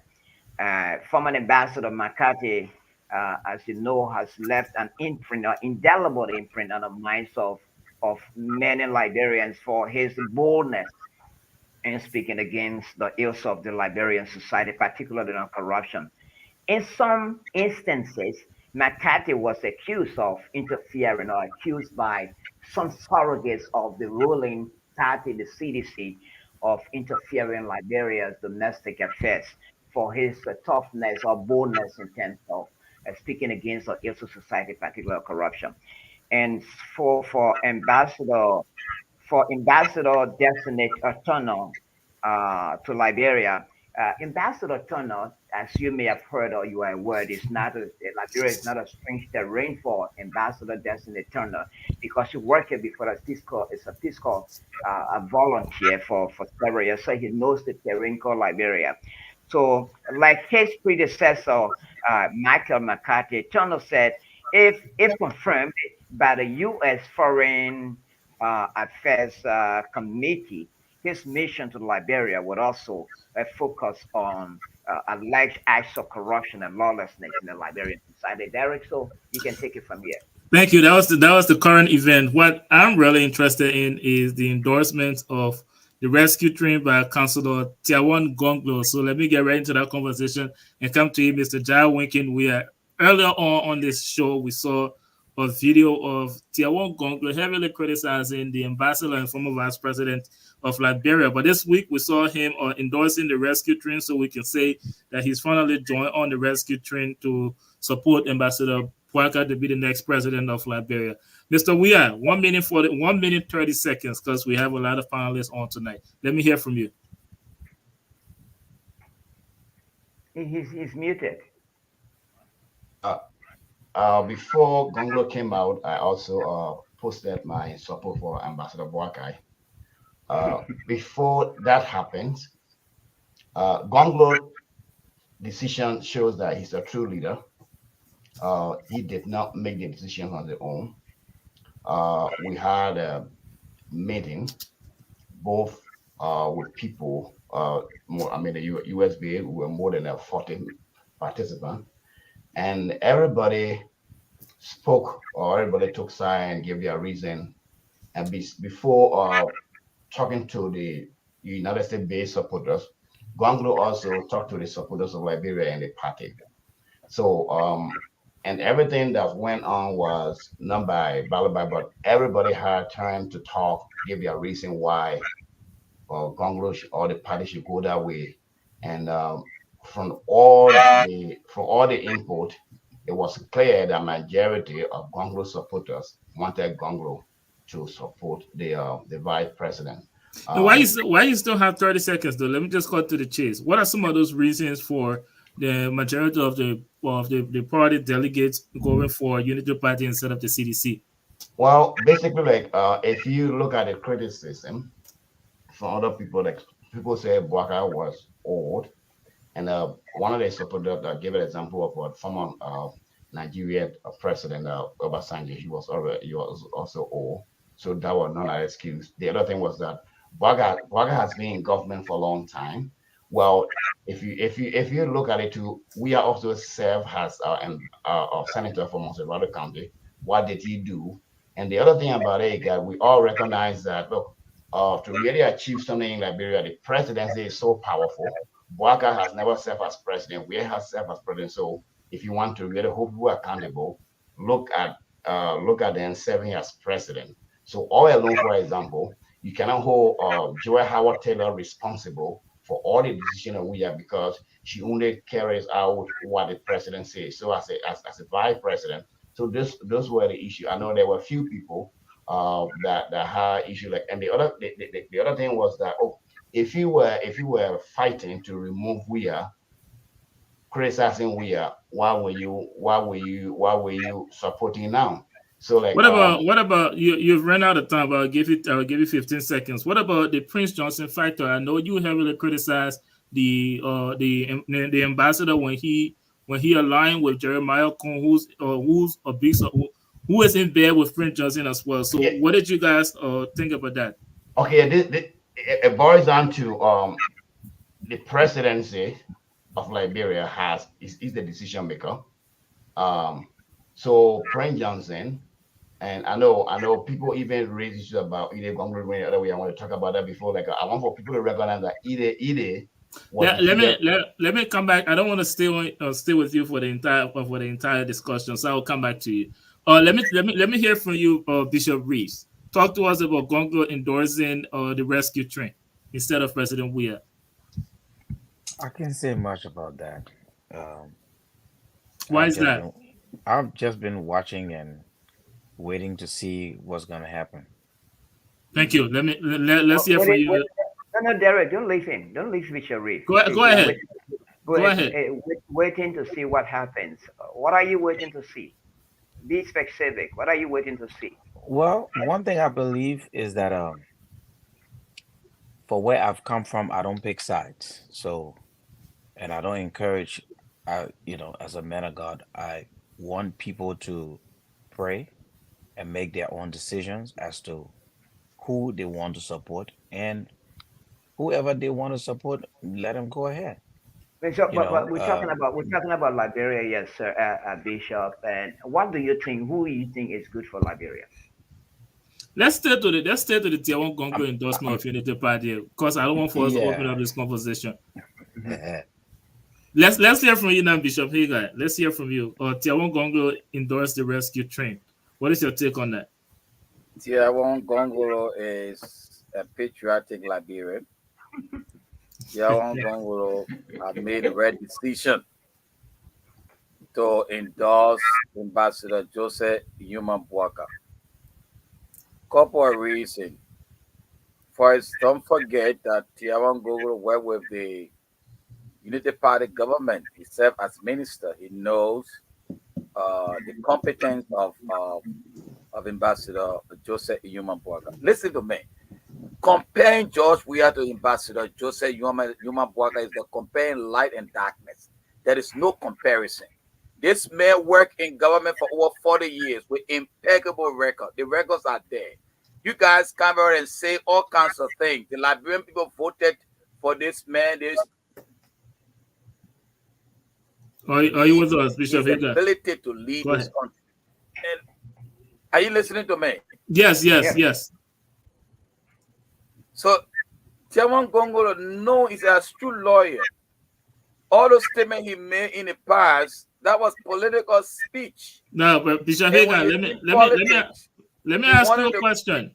Political speech. You saw a video of Tier 1 Congo, speaking of Ambassador Boakai competence. You saw a video of Tier 1 Congo literally schooling Ambassador Boakai on his constitutional responsibility as a vice president. You're now saying that Tier 1 Congo recognized the competence of Ambassador Boakai. What do you say to that? That's an obvious contradiction.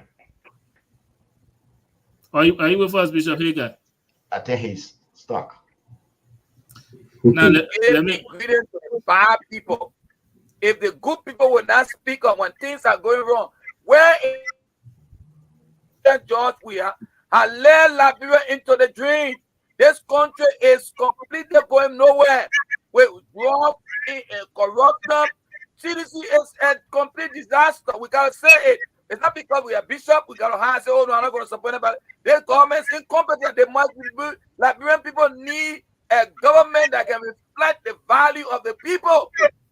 That's it. So as a bishop, I have churches in Liberia. We are building school. But where we stand when it comes to the politics is that George Weah must go. He's incompetent. He's corrupt. He cannot lead that country, period. Thank you very much. I have a question for you, but I'll come back to you. Let me hear from you, Mistress Adi. Councilor Gongo endorsing the rescue train. What is your take on that?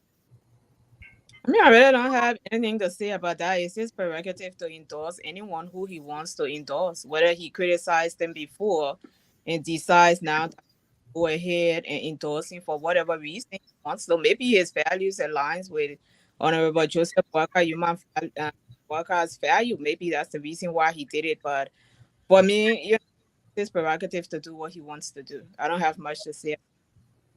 Thank you. You follow his campaign, and just my question. I know you say you don't have anything to do with it. Do you think his decision is in the best interest of the country based on how he campaigned? I think in his mind, he thinks it's in the best interest of the Liberian people, but for others who listen to him, for people like me who listen to him, criticize so hard, and what Joseph Yuma Boakai felt shut up. I felt like he was genuine in his criticism, and I felt that those criticisms were true.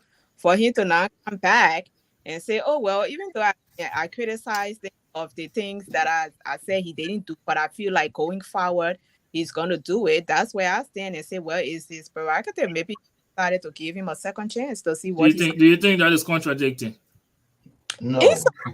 In some way, but it is not. I will give you the opportunity to rebuttal, Mr. Weah, but it is contradicting because you can't on one hand say someone fell short of doing their job. Basically, they sat there and relinquish their position. Basically, they sat there without doing anything because they were waiting for instruction, whereas the Constitution has a mandate for them to do a job, and they didn't do it, and you criticize him so hard that able to do it. And as a matter of fact, I think I heard him say that there is no way, in some other clip, he said there is no way he's endorsed or work with Joseph Yuma Boyka's administration. Now he's saying the opposite. So that's why I said it's his prerogative. You know, sometimes people speak both sides of their mouth, and it's just choice to do it. Thank you very much. Let's hear from you, Reverend Adi. A minute, 30 seconds. Well, thank you kindly. You know, I couldn't appreciate Bishop Hager's comments. In political times, aspirants are called to challenge each other for the highest office. So the fact that we're juxtaposing two political leaders, one has demonstrably brought to the awareness of the Liberian people his incompetence. So much so, in the words of Alexander Cummings, this government is irredeemably corrupt, dangerously incompetent, unchangeably irresponsible. In the words of Dr. Harry Moneyman, this is what he said. And I'll be specific to be able to cite it for you, and then I'll stop. There comes a time in the nation's history when it reaches a point of a decision point regarding the direction of its country. Fellow Liberians, that time is now. Corruption must not be ignored, it must not be encouraged, and it must no longer go unpunished. Dr. Moneyban made that statement in light of the cancerous nature of corruption, depriving our young brothers and sisters from good health care, education, security, among several other things. So if he comes out today and say, I support George Weah, she will begin to denigrate his decision, his politics, but he was also genuine. And that is why we are hoping that he'll make a decision, he and that of Alexander Cummings. I certainly applaud the Honorable Tiawan Gonglo and all of the men and women that made that decision to demonstrate that at this time, we cannot sit on the sidelines. I have a question for you, but before I ask you this question, let's just make it very clear that Councillor Gonglo had the option to remain very neutral. It is true that he said all of those things about the current administration, but he also questioned the competence of Ambassador Boyka. He made a video where he literally insinuated that President Boyka did not know his responsibility as a vice president. Now he's telling the Liberian people that vote for this man or make this man president, who I earlier said that he did not know his responsibility as a vice president. My question to you, Reverend Adi, is he now a part of those politicians that are playing games with the Liberian people? It's not game. Absolutely not. Let Reverend Adi answer the question. Can you tell us what? Based on how he campaigned against Ambassador Boyka? You are provoking. Absolutely not. Absolutely not. He made a legal argument. He said if Boyka said he was a parked car and he received $12 million US, then he needs to answer to the Liberian people. But in the moment of that political speak, the Honorable Joseph Boyka made what we call an oxymoron. Two words contrasting each other in opposite. A parked race car. So in that political speak, Councillor Gonglo was espousing and challenging the statement. It was not an indictment of the Honorable Joseph Yuma Boyka. So this is what we kind of left open without questioning. He said he was allowing us to think. Are you going to vote for somebody who says he was a parked car? Then if he is a parked car, it's a violation of the Constitution. That means he did not earn his money. But there was a portion of that political speech left out of the Honorable Joseph Yuma Boyka, and that's why Bishop Hager said it was a political speech. So he made no mistake. It was a patriotic duty not to sit on the sideline, but he endorsed Honorable Joseph Yuma Boyka because, in his words, Liberia is in the ICU. In the Thank words you. of Dr. Moneyman, it's not the time to sit on the sidelines. Thank you It's very the much. time to make a Thank you decision very much, concerning the Reverend. trajectory of our country. Thank you very much, Reverend Adi. Before I hear from you, Mr. Squad, let me get a rebuttal from Mr. Jai Wicken. Because I see you've been wanting to say something, but let me give you the opportunity now to rebuttal. Okay. So here is what I have to say. Like, as a leader, a good leader listen to the followers. As I said from the beginning, Gong will talk to supporters, both at home and here in the United States and elsewhere. And majority, 90%, spoke for him and the party to go the other way. Here, for those of us that are in the United States, we see that you argue, but it is about Liberia. Liberia come first. Whether he endorses Weah or Boakai, one of them will always, will still become the president. Let's hear. I'll come back to you, Mr. Weah. Let's hear from you now, Mrs. Gore. Thank you, Derek. For me, the narrative that Mr. Gonklo, Councillor Gonklo, put out there was that he was campaigning against two evil set of people, which is the UP party and also the leading party. And it's surprising to us to see that now he had to choose one of the evils. But my thing is that the way they disregard the people, their honesty and their disregard of honesty and truthfulness to the Liberian people is so sad, right? The deception of the people when they're running campaigns in Liberia, like we now we know that most of these people, this is all about politics, as the people say here, it's politics. But for some of us, it's about Liberia. Our country is being destroyed in front of our eyes. We are seeing the country digress on a regular basis for years in, years out. Some of us lost our childhood. We just had to come to a different country and start to grow up because of the same it's politics, rhetoric that they preach in Liberia.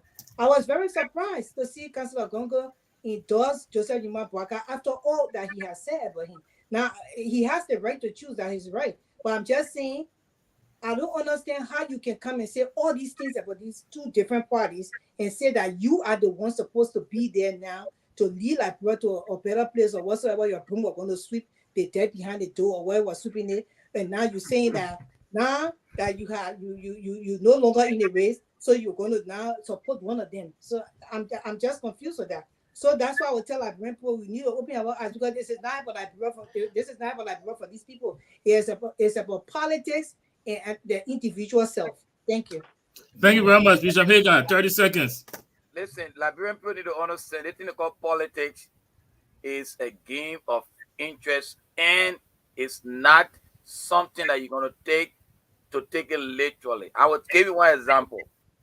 It's Right a now game in of the Ivory deception, Coast, Bishop. It's a let game me of tell you one deception. thing. Listen, Mr. Journalist.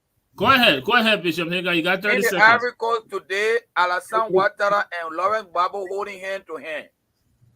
They fought war. It was very bloody. Today, for the sake of the country, they are working together. Even though Gbagbo said all the nasty thing against Alassane, it go in Ghana, go in Sierra Leone, go around the nations of the world. Liberian people should not think that Liberian politics is different from all the politics around the world, even in America. Are you selling politics? They make deals. Bishop That's a game of Hagan, politics. Bishop Hagan, if you're selling politics as a game of interest, like you said, my question would be, what is the Liberian people interest in Teron Gongo decision? Go and campaign will say, okay, Joseph How Boakai is- no, Bishop Hagan, Bishop you gotta Hagan, wake up. This is politics. You gotta understand politics. Bishop Hagan, I will come to you, Bishop Hagan. I want you to understand my question. I want you to understand my question. Teron Gongo, Councillor Gongo, like Mrs. Goa rightly said, he said it's the lesser of two evils, and he just picked one of the evils. One thing we shouldn't forget: picking one of the evils is still picking evil for the Liberian people. And in line with your comment, Bishop Hagan, let me ask my question. let me ask my question. I want you to use your statement. You said politics is about the interest. Is about interest. My question to you, Councilor Gonglo decision. Councilor Gonglo decision. What is the interest of Liberian people? How does his decision reflect that he put in the interest of Liberia first? Let me say something Listen, about I that. will explain to you. Let me give you one example. Derek, Mr. Journalist, Senator Lindsey Graham condemned Donald Trump to be the worst person. When Donald Trump was winning the election, You haven't answered my question, Bishop. so because Derek, can I say something about that? understand that politics is not different from all over the world. It's the same thing. When you see the interest of the nation, you're not answering my question. Let me hear political from. statement Let me hear from. depends on the reality that you face. That's it. We are talking the same thing, but you're not answering my question. You're talking about interest. I'm asking you to identify the interest and how this decision reflects the interest of the Let me tell you now. Let me hear from you. Let me hear from you, Mr. Weir. Bishop Mega, let's protect. Bishop Mega. When Ambassador Yuma Bwaga win the Bishop election, Mega. listen now, let me tell you the Liberian people interest now. No, let me. I gave you enough. Tell you the Liberian people interest. No, I gave you enough time to answer that let me question. tell you the Liberian people interest. Why you want to come in? Let me tell you the Liberian people How you interest. gonna be yelling in your church or your people near you, Bishop? Nobody man, you don't give me chance. I will come back to you. Let's hear from the other panelists. You can't do that to me. Okay, let me give you 50. Let me give you 50. Let me give you 50. I will give you 50 seconds. Go ahead. The Liberian people interest when Ambassador Yuma Bwaga win the election on the 14th. We are going to make Tawan Gongolo Minister of Justice. He's going to put in place a good judicial system. That's a Liberian people interest. So that's Tawan Gongolo's interest. Let's hear from you. Here how the plan is that Gonglo campaign on rule of law and hold on 1 second. Hold on 1 second, Mr. Weir. Bishop Hagar, can we protect Mr. Weir now? Okay. No, but you guys should be like politics in Liberia should be different. Politics don't all over the world. Let's hear. That's what you have this platform. What are your members in your church going through? Bishop Hagar, let's hear from Mr. Weir. Thank you. Here in the Bible, Saul was a killer. God still reconciling and made one of the best evangelists. What you say about God? When Saul was all over the place killing all the Christians. No. Bishop Hagar, the world is listening to you. I need you. Yeah. So there are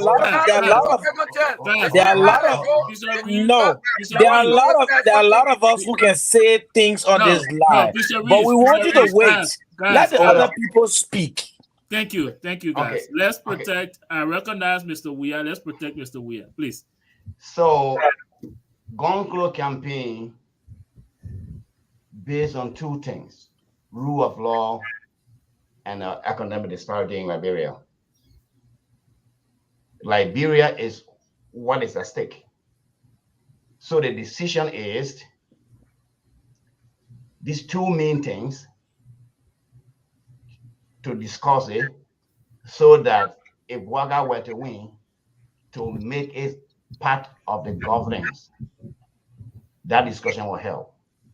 And I think that is in the interest of Liberia. It was not about job offer, but specifically it was about embracing, especially the rule of law and the restructuring the economic structure of Liberia.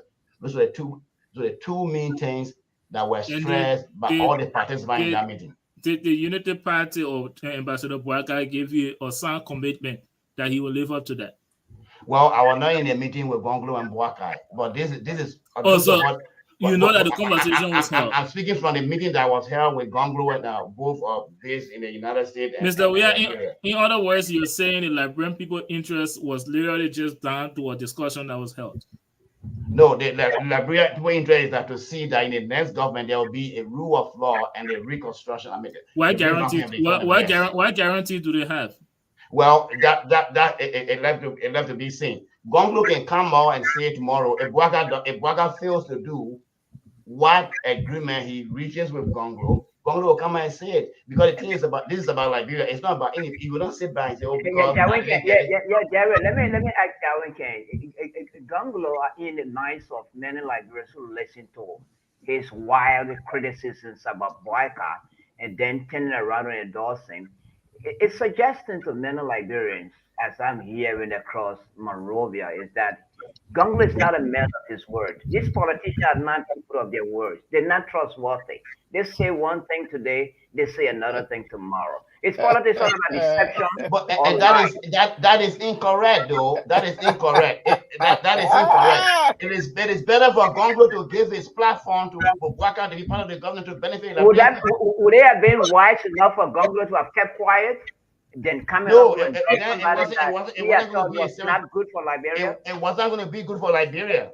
Let's hear from Mr. Boda and Reverend Adi. I know you have a rebuttal. I'll give you the opportunity to come in, but let's hear from Mr. Boda real quick.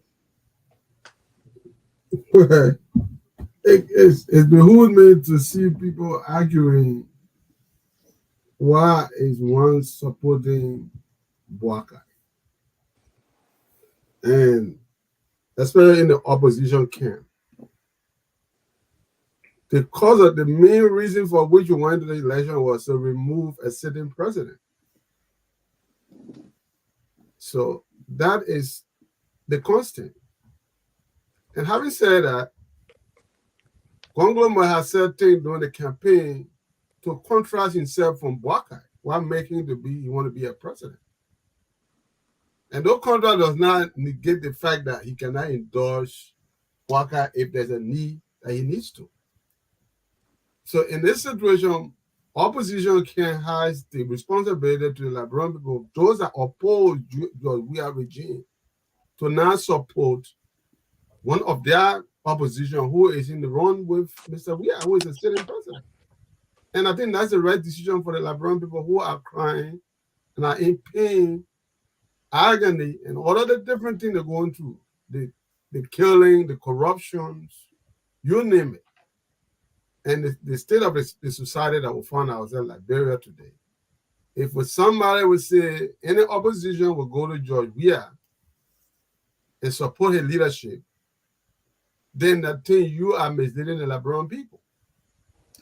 Thank you. So I hope that all of the opposition will know that they got one choice, which is to go behind Mr. Boubacar and defeat Mr. Weah. Thank you, Mr. Boda. If I have a question for you, and this question will also transition over to you, Reverend Adi. But let me ask you this question, though. You myself can agree that Liberians look at politicians as liars. And during this campaign period, Councillor Gonglo was one of those people that they put in a whole different category based on his career. He has been poor man lawyer. People see him as someone different. And one thing we should mention that Gonglo could have ran his campaign talking about the rule of law, like Mr. Weah mentioned earlier, and also economic disparity. But he chose to criticize Joseph Yema Boubacar. At one point in time, he even talked about Boubacar in bed with Prince Johnson being a warlord. He has also campaigned for a war and economic crimes court. Let's not forget that. And today, when United Party in bed with Prince Johnson, and he's telling the Liberian people, this is the right choice for you. We're trying to flag that contradiction. Now, I'm asking you this question. Do you think this is a contradiction? Do you think Gonglo has now put himself into that jar of politician that just play games with the Liberian people? No. Gonglo did not play games with the Liberian people. Look, let's hear from you, Reverend Adi. So here is a full statement of Tiawan Gonglo of the Liberian government. This government is reckless and wicked. They are insensitive to the plight of the people. They are putting this country in a virtual ICU. Had he gone to George Weah, I would see that as a contradiction. This is Tiawan Gonglo's description of this current government. It is reckless, wicked, insensitive to the plight of the Liberian people. We have two choices in the race. It's either the Honorable Joseph Boyka or President George Weah.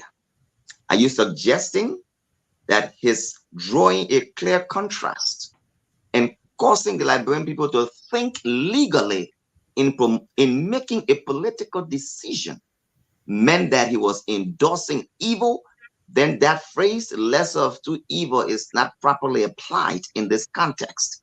Once again, go back and listen to the statement. But these are his words concerning the current government.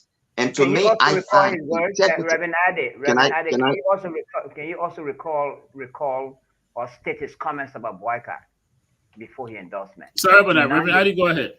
You said about some of the positive things. Yeah. So thank you. So what he basically said about Joseph Iman Boyka in that town hall he was having was, if somebody says they were a parked car, watch this. Somebody says it was a parked car, then he owes the Liberian people an explanation concerning taking $24 million US. Okay? He was creating a supposition to draw a contrast between him and the Honorable Joseph Iman Boyka. He did not make that an indictment. He said then Honorable Boyka owes the Liberian people an explanation. In his criticism of President George Weah, he was direct, concise, and to the point. This Weah administration is reckless, dangerous, insensitive to the plight of the Liberian people. That's a vast difference in that political statement versus this political statement. I see a man of integrity. That was not right. You're focusing on just one political statement. Let me remind you, right here on this show, and we're talking about the conversation about the Truth and Reconciliation Commission in Liberia. Right here on this show, Tiawan Gongo, he campaigned for TRC to come to Liberia. And he also, at some point in time, he campaigned mentioned that it will be difficult for Unity Party to bring TRC to Liberia, given that they're in bed with Prince Johnson. They're still in bed with Prince Johnson, and he's endorsing them today. I want you to speak to that. Yes. So I was the one who asked the Honorable Tiawan Gonglo, are crimes transferable? He said no. Mr. Gonglo is on record of bringing the war crimes court. Joseph Iman Boyka is on record of bringing the war crime court. Prince Johnson is on record of opening to the war and economic crimes court. Dr. Harry F. Moniba Dr. Clarence Moniba is on record of opening the war crime court. So politically, we've consistently fear-mongered, which is a contradiction of our constitution. The Menesky Act has been very clear. It does not target a nation. It targets individual. And so in politics, people have fear-mongered to mean electing Jeremiah Kuhn or Joseph Boyka is electing Prince Johnson. That statement is a violation of the Constitution. Prince Johnson isn't on your ballot box to be elected vice president for the Honorable Joseph Boyka. As I conclude, don't forget it was Prince Johnson who coronated Madam Ellen Johnson Sirleaf, in which all of them worked in her government. Were they supporting a war crimes court criminal? Don't forget it was Prince Johnson who also coronated George Weah. So those who work in his government, were they in support of war crimes? Let us not play games with the Liberian people. The facts are clear, it's glaring. And besides, the CPA allowed warring parties to become political parties as options, and Liberians voted for them. Thank you. Thank you. Before we go for break, let me hear from you real quick, Bishop Reeves. Do you have any rebuttal to some of the comments you heard from our panelists? Yeah, there are a couple of things that I've gathered from listening to everybody, and I think the main point that we're discussing has to do with integrity issue. It has to do with things that you say and will come back to haunt you. Now, this is what I would say if I'm running for any office and I have other opponents around me, George Weah and of course Joseph Newman Boyka, I would tell the Liberian people what I'm going to do for them. I would tell the Liberian people what I'm capable of doing and leave the rest of the other people alone. But finish talking about them. I'm at least that's what I'm gathering from listening to all the different people here. Finish talking about them, then coming back now to say you're going to support this person, and you already bad talked that person and said what you're going to say about them. Now, it's so surprising that all of us, and most of us on this panel here, is backing tier one because we want to see George Weah be removed, and that's fine. I don't have a problem with that.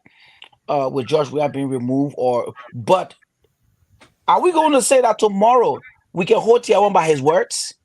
That's what the panel, the moderator was saying. Can we hold tier one by his words tomorrow? If tier one tell us this, because he flipped, he changed. You see, so I think we need to hold people's feet to the fire for what they say. Even in the great America, let's look at the Democratic Party.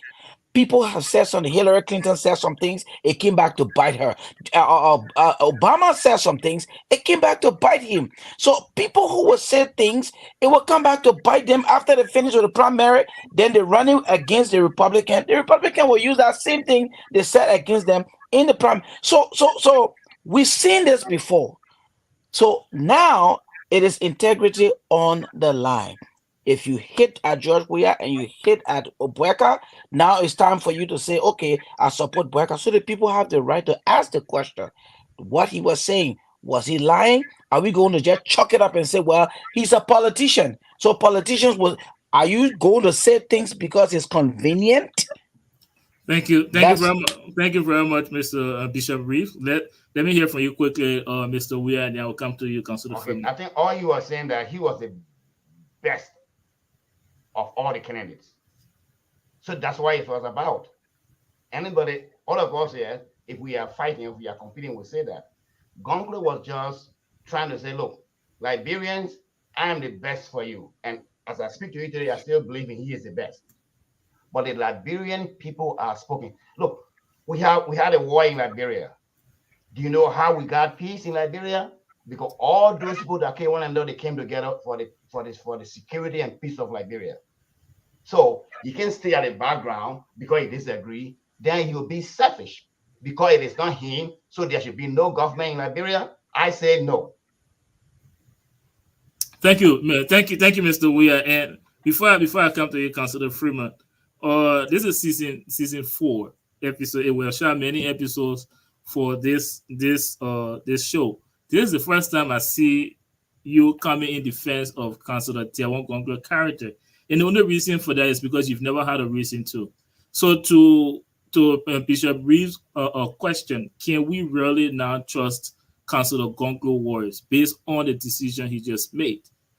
Before this decision, you never had to defend a Councilor Gonglo character because it was clean. Now he's supporting JMB after heavily criticizing during the campaign period. Can we still trust his words? Mr. Weah. Yeah, as I said, like we can trust Gonglo. We can trust Gonglo because Gonglo will not be the president, but Gonglo will not be selfish because he is not the one being selected or by the Liberian people, so he don't see the backline. So then what are we Liberian for?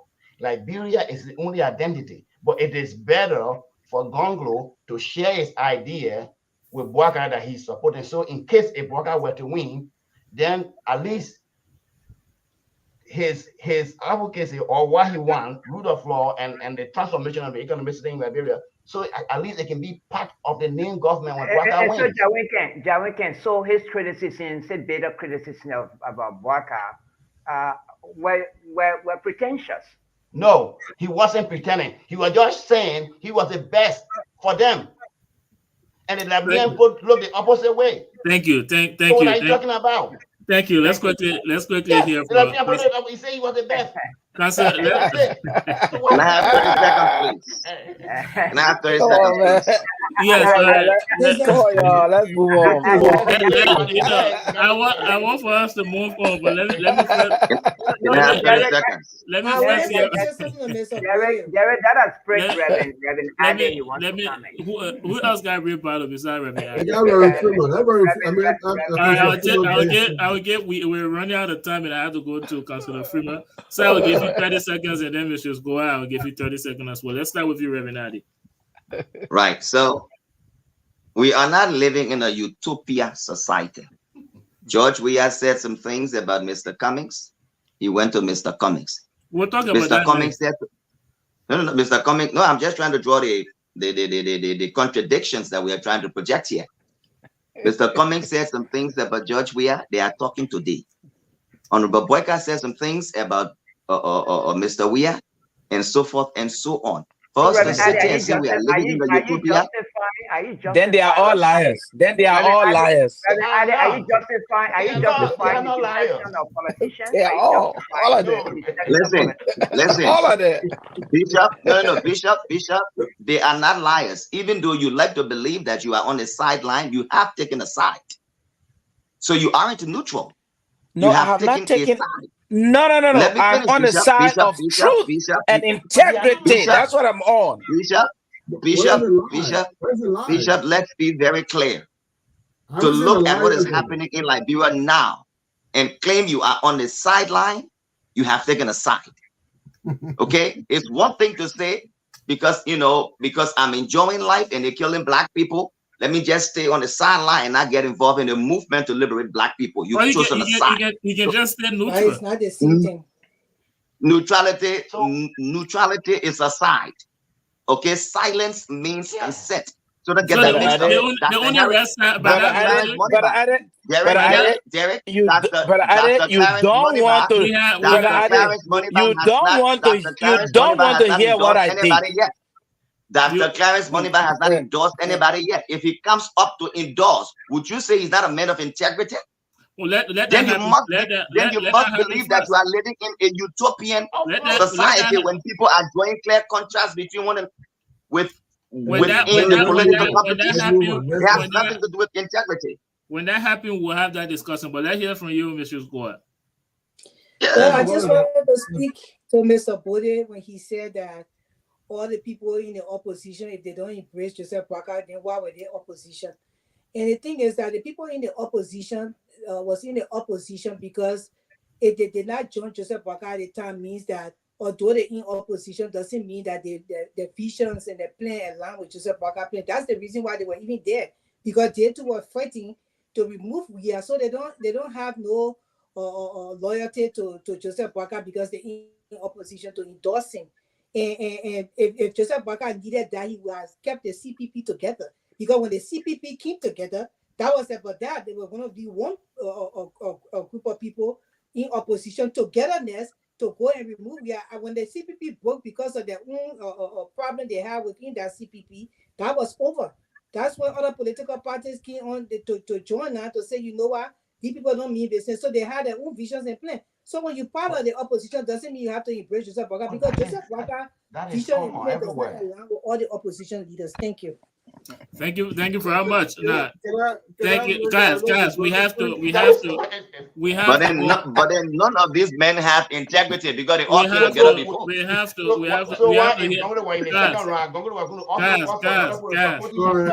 Guys. I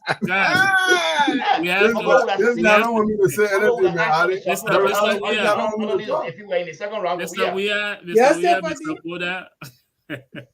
We have to hear from Councilor Freeman. Give us a tip. It's an open field for you. Let me hear from you. We had a prelude, so the man know why I stand for. So you know why you pushing me out. Thank you, Derek. No, we did not have any prelude. Don't. We didn't talk about anything. Let's hear from you, Councilor Freeman. I think the discussion is very is telling. Look, on the issue of whether Gongo is someone that I respect a lot. I talk to him every now and then. I can't look when it comes to politics, people say things that are politically expedient for them. We see that in America, we see that everywhere. We saw between Obama and his former vice president, who is now president. We saw that between Kamala Harris and Biden. We see these things. Politicians tend to say things that they deem politically expedient. So it happened. It's not uncommon in Liberia. Gongo is a lawyer. In some respect, I think he may have been making a legal argument to set a distinction between him and the other people in the race. Having said that, I know a lot of the discussion had been centered around his criticism of former Vice President Bouaka. And I watched that particular clip where he mentioned that Bouaka, may have been violating the Constitution. And I do not agree with Gonglo on that. I think the Constitution, specifically Article 51 of the 1986 Constitution, is very clear on the role of the Vice President. Now, I don't entirely agree with Bouaka on several things. And I met with Bouaka before when I was once in Liberia, and I spoke with him personally on some issues. But Article 51 is clear on the role of the Vice President. And I will cite the specific area. It says that the Vice President shall be President of the Senate and preside over its deliberations without the right to vote, except in the case of a tie vote. And this is the important part. It says he shall attend meetings of the cabinet and other governmental meetings and shall perform such functions. This is the key. He shall perform such functions as the president shall delegate. Now stop there. In legislation, in every legislation, people who do constitutional interpretations, that word shall is very operative here. It's very key. It didn't say may. It didn't say could. It said shall. Shall is mandatory. It's mandatory. That simply means it says he shall attend meetings and the president shall delegate or deem appropriate, provided that no other power specifically vested in the president by the provisions of the Constitution shall be delegated to the Vice President. So let's be clear. The Vice President has his role pursuant to this constitutional amendment or this provision. There are things that the Constitution delegates solely to the president. Should the president deviate from those things, he himself be in violation of the Constitution. So unless the president delegates a particular role to the vice president cannot perform that task. So Councillor Gonglo, I have a lot of respect for him, but I think he was wrong. In fact, maybe he may have intentionally left that provision outside of his discussion. It's clear is that as the president shall delegate to him. So unless the president delegates a responsibility to the vice president cannot unilaterally take it over.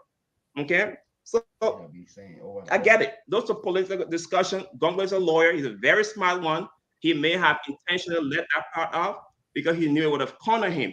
Having said that, it is clearly within his prerogative to, support whoever he wants to support. Now, let's understand one thing here. There are only two people in the race now. Gonglo is a man that is respected in our society. To simply sit on the sidelines, the Liberian people expect him to take a side. The same way they expect Cummings to take a side. These people have social, political, and ideological role to play in our country. People look up to them.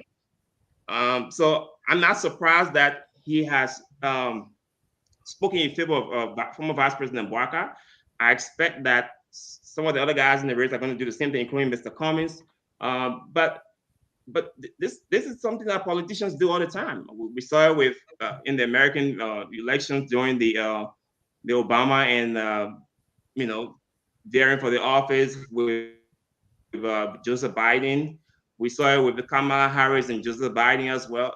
That's what they do. They say things that are politically expedient because they want to draw a distinction. Gonglo was trying to draw a distinction, and he did so in a way that a lawyer would do it. That's my take on it. So, Councillor Freeman, can you draw a dichotomy between political expedient and deception and lies? Can you draw a dichotomy between the two? I should draw a dichotomy between what? The lawyer. Councillor, you said expediency when a politician says this when, and as a political expediency, I don't know how you said it. So I'm telling you to draw a dichotomy, political expediency and deception, lies. Can you draw a dichotomy? That's what he just did, sir. Look, there is a fine line. There is a fine line between the two. A very fine line. Okay, there is a fine line between the two. Let me be clear. when I say politicians say things that are politically expedient, oftentimes when they say things, it may not necessarily be the truth or the whole truth, but they say it because at that point they are trying to achieve an agenda that is beneficial to them. Gongolo said what he said as the lawyer that he is, leaving intentionally a part that would have exonerated Bouaka. And that part said that the person shot delegate. That was a political expedient speech because at that point in time, he was trying to draw a distinction between him and all of the other candidates, in particular, Vice President Bouaka. He was trying to draw a distinction between the two of them. He says something that he knows that, would have been a direct attack on Bouaka's role as a vice president, intentionally leaving a part out because that's what lawyers do. Lawyers draw distinction. In drawing distinction, sometimes they omit a certain part because that part does not favor their position. In this particular case, Councilor Gongolo omitted a part because that part would not have favored his position. So it means that was politically expedient at that point. Yes. There's nothing inherently wrong with that. There's nothing inherently. Councilor Freeman, we as Liberians have not been holding our leaders accountable for what they're supposed to be doing, whether it's George Weah or is Bouaka or whoever is the legislature. We have not been as Liberians holding our leaders accountable. So they just feel that they can say anything and do anything at any time, and we just let it go. Thank you, Bishop Reeves. And guys, thank you so much for your contribution on that. Now we're going to stay on endorsement, but we're going to transition over to the CPP camp. So earlier this week, we saw that the standard bearer for CPP, Mr. Alexander B. Cummings, he met with President Weah and Ambassador Joseph Yoma Bouaka, and also Lucini Camara later on this week. And after that, he released a statement listing requirements that they will need to commit to if they want him to endorse them. So let's take a break. When we come back, we will have your take. We'll get your take on that. But before that, let me encourage those of you watching to please share this program, also to follow the network. But for now, let's take a brief break. When we come back, we'll get into our discussions. Hey there. Many Liberians are members of social clubs, 501c NGOs, and school alumni. Many Liberians are trying to open their own 501c NGOs, home care agencies, and social clubs. Does your organization have a professional website? Does your web platform have the right wording and content to attract grants? Hopefully you're not running your organization only through social media. There's a more professional route. You need an online space where you can craft a positive message about your organization, making your home health agency more credible, which will increase your chances to receive grants. We'll build you a responsive platform for 501c organizations, healthcare agencies, and other types of organizations.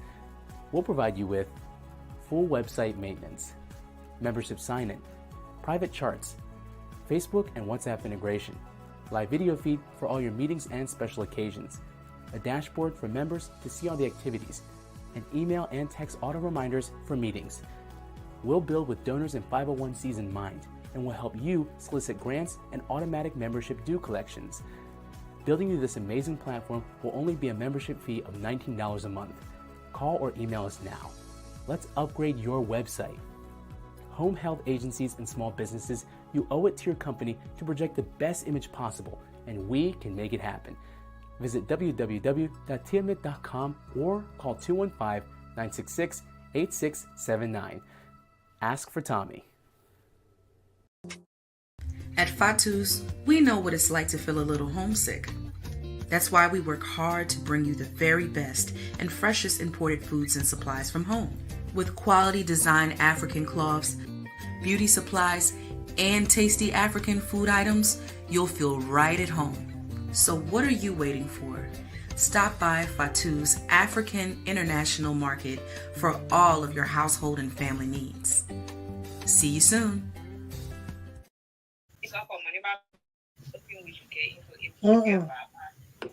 Yeah. Okay, so Derek was asking. Hi, my name is Martha Tomle, owner of Matisia Natural Hair Salon, located on 4405 Chestnut Street.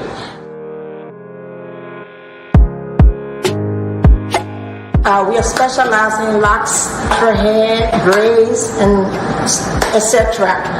Call us for all your natural hair needs. You can reach out at 267-703-2330. If you have pictures or videos you want to send us, you can send it to 267-224-0693.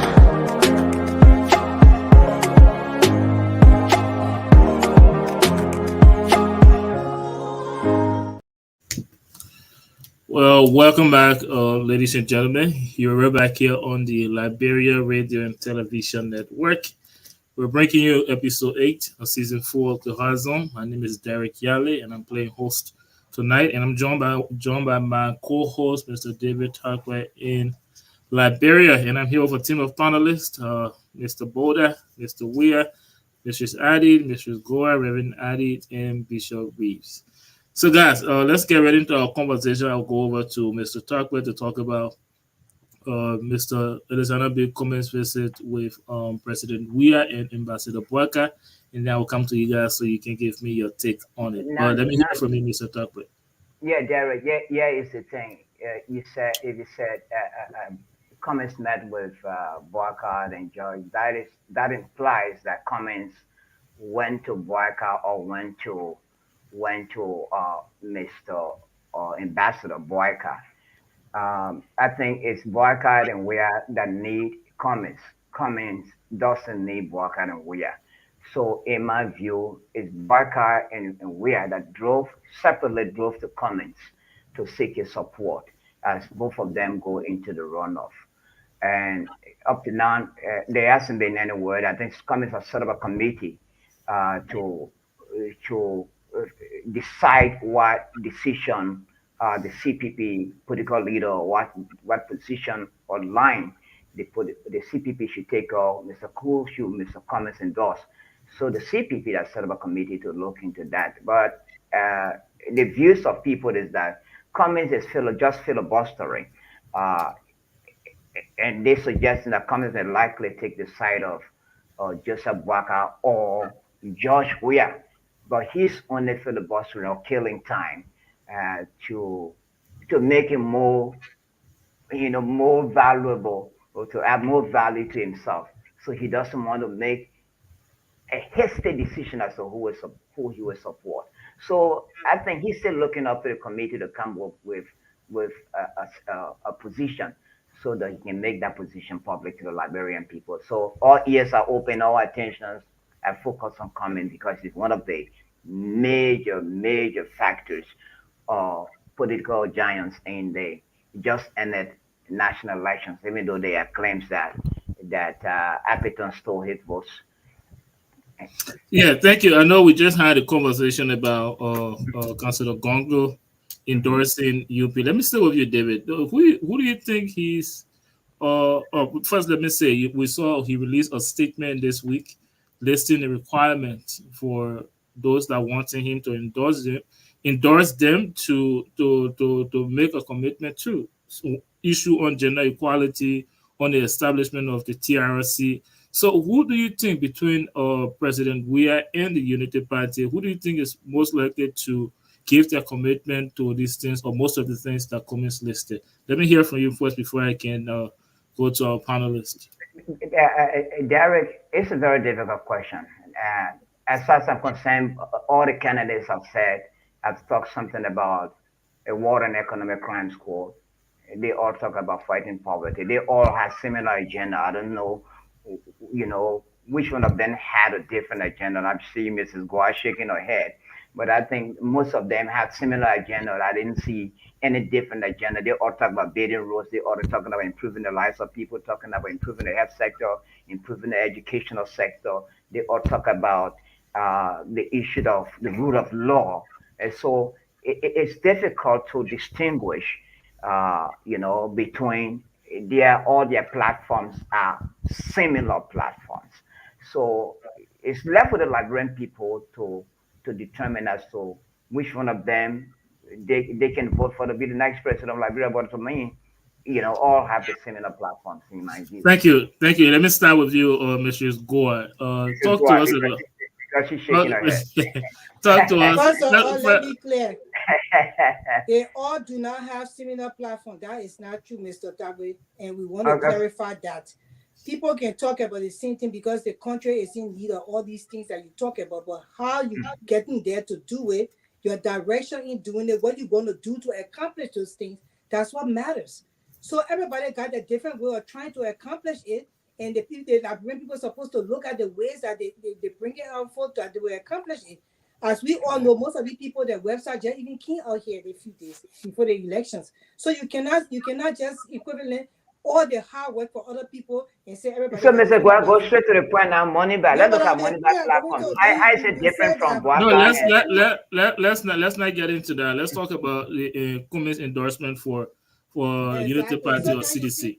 You're saying that the people Boaka then went to Cummings, and I think you are Cummings supporter. Boaka then did not go to Cummings. The last time I checked, Cummings the one went to the people offices. He was the one that went there to them in the various offices. They did not come to him. Now you could say they sent for him, but he went there. So that's the thing. And for me, I don't know who he's going to endorse at this point in time because he has a very bitter relationship with the both parties.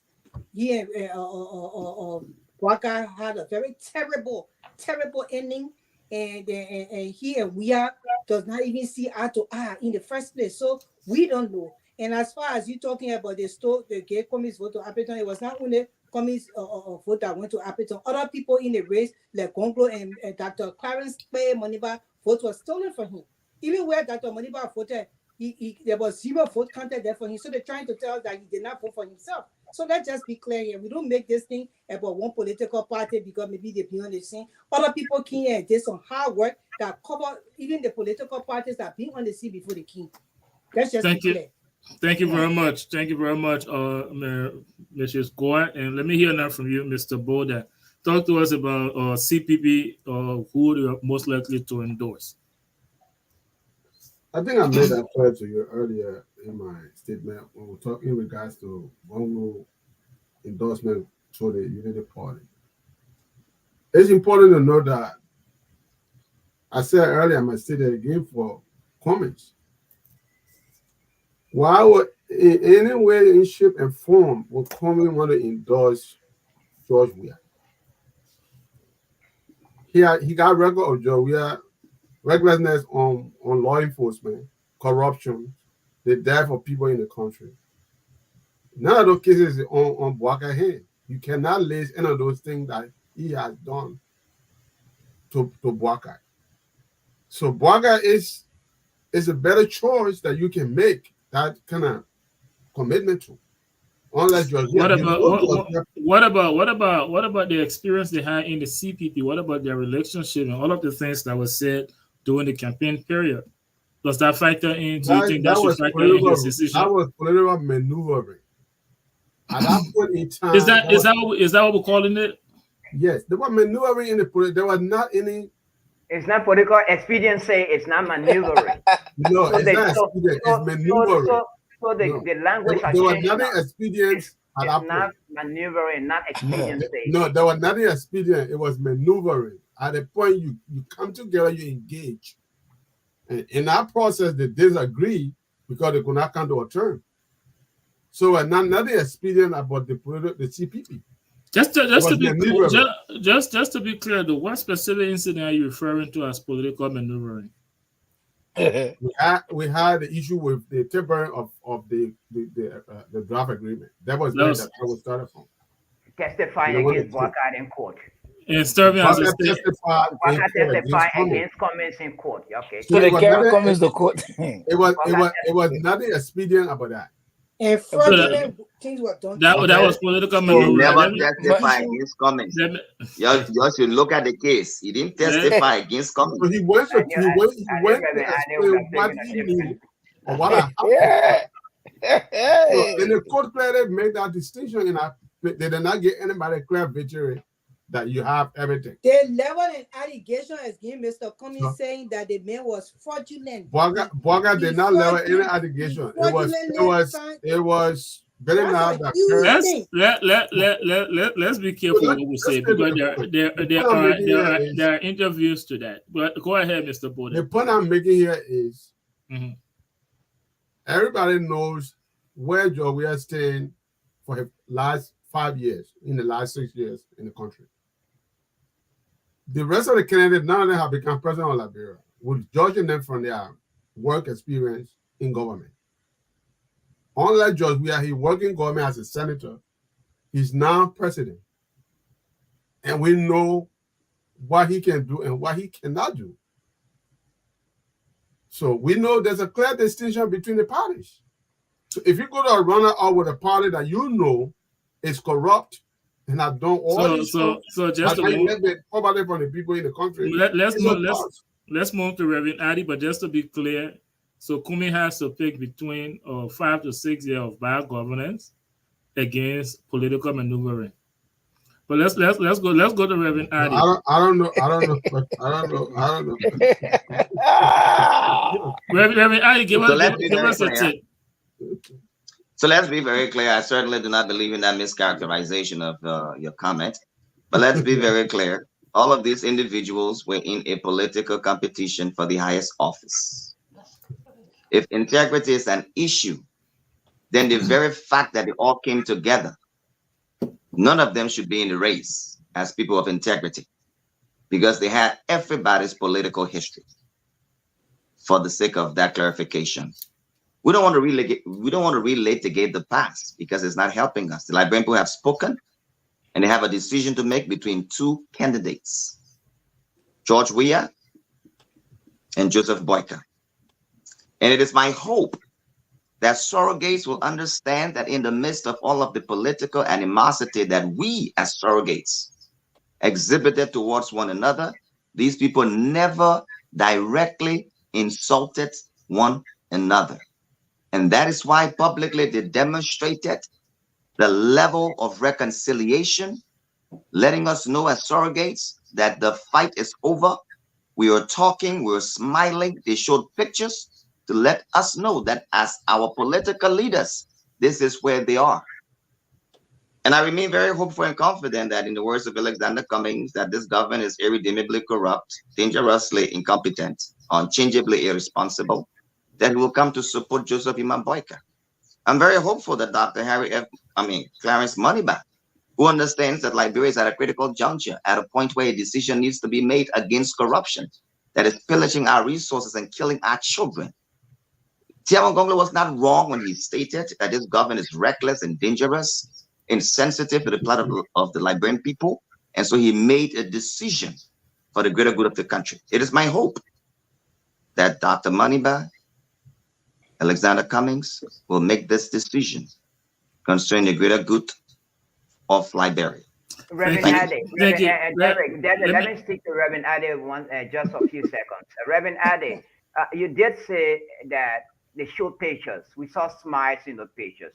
Don't you also believe that there are dark hats behind those pictures?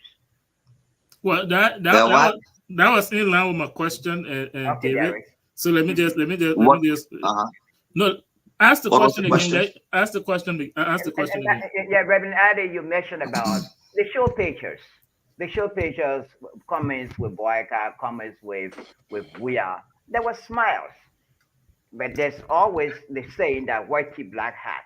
Don't you see black hat behind those smiles that you saw in those pictures? You see, I am neither a soothsayer nor a mind reader. I saw political leaders. Let me finish. I saw political leaders who have come to realize that the primary is over. It is time to unite the country, and decision needs to be made concerning the direction of the country. Hence, they were consulting, in my opinion, observation concerning the greater good of the country. So I wouldn't judge beyond what I've seen. Black hat, white teeth. I'm not a prophet. I'm not a soothsayer. I don't read minds. They have demonstrated leadership, and surrogates need to follow their leaders in terms of the reconciliation we see being projected for the national unity of the country, irrespective of the past. Let me follow up Mr. Type's question. Now, it's true to say, there's a saying, picture is worth 1,000 words. And I'll give you that. That is your interpretation of the pictures that circulated social media. Now you mentioned soothsaying. Let me do some soothsaying for you based on CPP and surrogates argument. What the picture doesn't show is that branding of Unity Party being a used and dumb political institution. From your Henry Costa to Joseph Boakai from the CPP, he has shown himself to be a used and dumb politician. So I don't know if the pictures gave you a resolution to that toxic relationship that you have with Alexander Cummings in the CPP. I don't know if the picture explained that or provide a solution to that. And also, his role in the fraudulent case against Cummings. I don't know if you saw that in the picture. Now, my question to you is, how do you respond to CPP supporters that will be going to the pool to say all of this that happened that may have that affected Cummings' candidacy in the elections? Now, even if Cummings decides to go beyond Boakai, how does that resolve those claims of CPP supporters? Did you get that from the picture? Well, thank you very kindly. So let's be very clear. This consultation did not start recently. When Joseph Yuma Boakai was in the hospital, Alexander Cummings visited him. Let's be very clear. I was at a meeting when Monique Sheehan, a staunch CPP supporter, asked Mr. Boakai that there are folks calling Alexander Cummings a criminal. Do you believe he's a criminal? He said, I don't know Mr. Cummings to be a criminal. Let's be very clear. When they went to court, when you file a criminal case, the government takes over the case. Joseph Boakai was asked to be subpoenaed at home.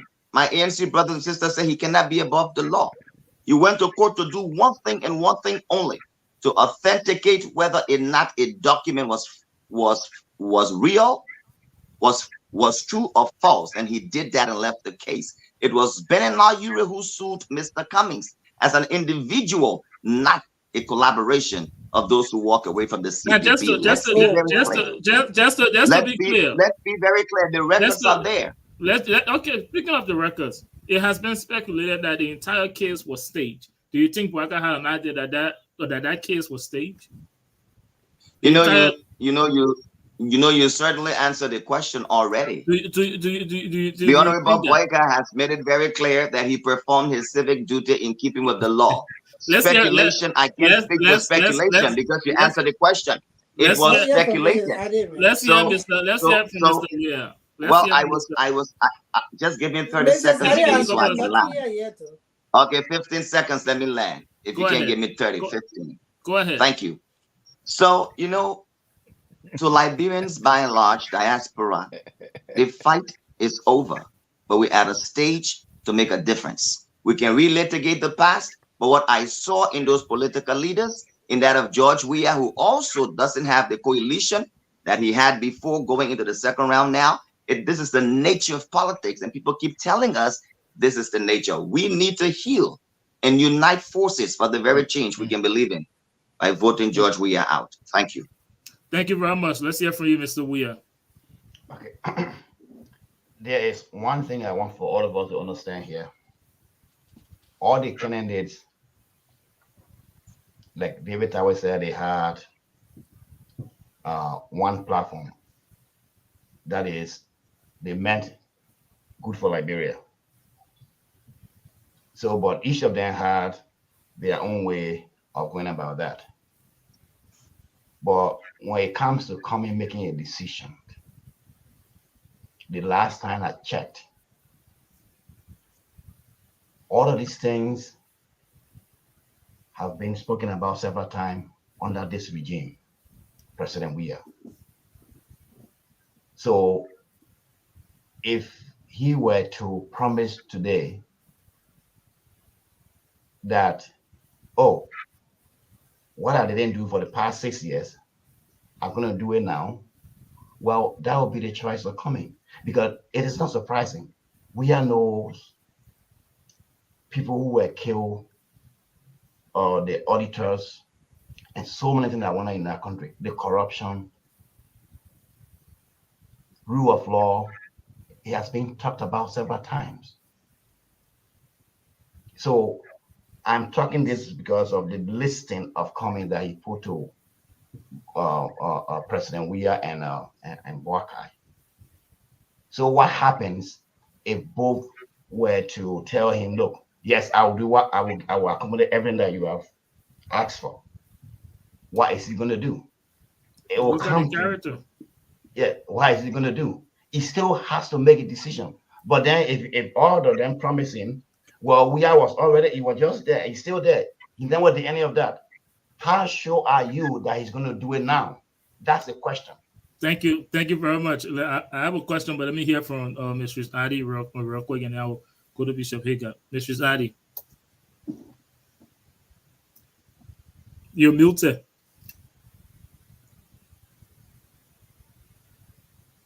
Can you guys hear her? Because I'm not. No, she's still muted. She's still muted. Because it's not showing it. Yeah, you can still muted. You can go out and come back in. Let's try that. But let's hear from you, Bishop Higa, on CPP. Who CPP is going to endorse? Is it going to be Unity Party or the CDC? What do you expect Bishop Higa to say? I know he's going to say CDC. He will say. No, he wouldn't say CDC. He would say Unity Party. Terry, you're you're strong. You know, very strong supporter of the Propo agenda. I came from Liberia. When I came on the show, I told you from my own personal survey, the election was between Joseph Boakai and George Weah. And I said what the Liberian people are, they want change and they're going for Ambassador Joseph Boakai. In 2017, I did not vote or encourage people to vote for Joseph Boakai. I repented. I asked God to forgive me that I made a mistake, that George Weah that we supported in 2017 miserably failed us. You didn't support George Weah in 2017. Listen, the records are there, but videos are online. There, I told the Liberian people that Joseph Boakai. So why should the Liberian people trust you again? Listen, can I say something to you? Go ahead. Let's protect that. Bishop Reed, let's protect Bishop Higa. All right. People, you need to understand, my sister Grace. Life is progressive. What you know today, you never knew it before. When you were 18, 20, 25, 30 years, what you know today. So if you made mistake in the past, you hold you responsible because of that? No. Life is progressive. What I know today, I did not know in 2017. What Bishop Higa, what could use that and argue? Go ahead. Let me learn. Go ahead. I'm sorry. The Liberian people, you look at the report, you look at the election results. How many votes Joseph Boakai got in 2017 compared to almost 800,000 Liberians who believe in him in 2023? There have been progression. The Liberian people where we are now, they have seen the light. They say, Papa, sorry, we made mistake. I joined with them and said, sorry, we made mistake in 2017. This time, we want a change because George Weah, listen, I'm related to George Weah. That man is incompetent. We were in Africa together. All the time we spent in Africa. That man was best. He never did anything for any Liberian. I can tell you. But you still told the people to vote for him in 2017, didn't you? But let's use. So you're saying you educated, we vote for you. Then you're not Bishop Higa. Why did you like when people trust you? You're always Bishop Higa. Sentiments. Bishop Higa. That's what makes democracy an experiment. America calls it democracy experiment. That is my point, Reverend Adi, in line with your argument, Bishop Higa. Are you allowing me to talk? No, let me ask you my question. I'll give you 30 seconds. You said we are progressive. People learn. That's what you said, right? We learn, we change our perspective, we grow literally. So I want to use that argument in favor of President Weah. What if supporters of CDC argue that President Weah has learned in the past 5 to 6 years, and he can do a much better job if he's surrounded by the right people, and for example, Mr. Cummings? What would you say to that? Well, if the Liberian people make the choice on the 14th, I can't argue with that. That's a valid argument. They can say that. Nothing wrong with that. And you, Derek, let's not. We will not do that. We will not do that. We will not do that. Right, Bishop Hagar. Cannot plan. You see, you're going to give me 30 seconds. I have given you your 30 seconds. No, you have not given me 30 seconds. I have given you I will come back to you. I got to learn. You can't do this to me. Bishop You can't do this to me. I beg you. I want to appeal to all of us here today. Please, our target is to remove George Weah and a bunch of corrupt people. Come on the rescue team. We get a couple of days. Let's remove this government.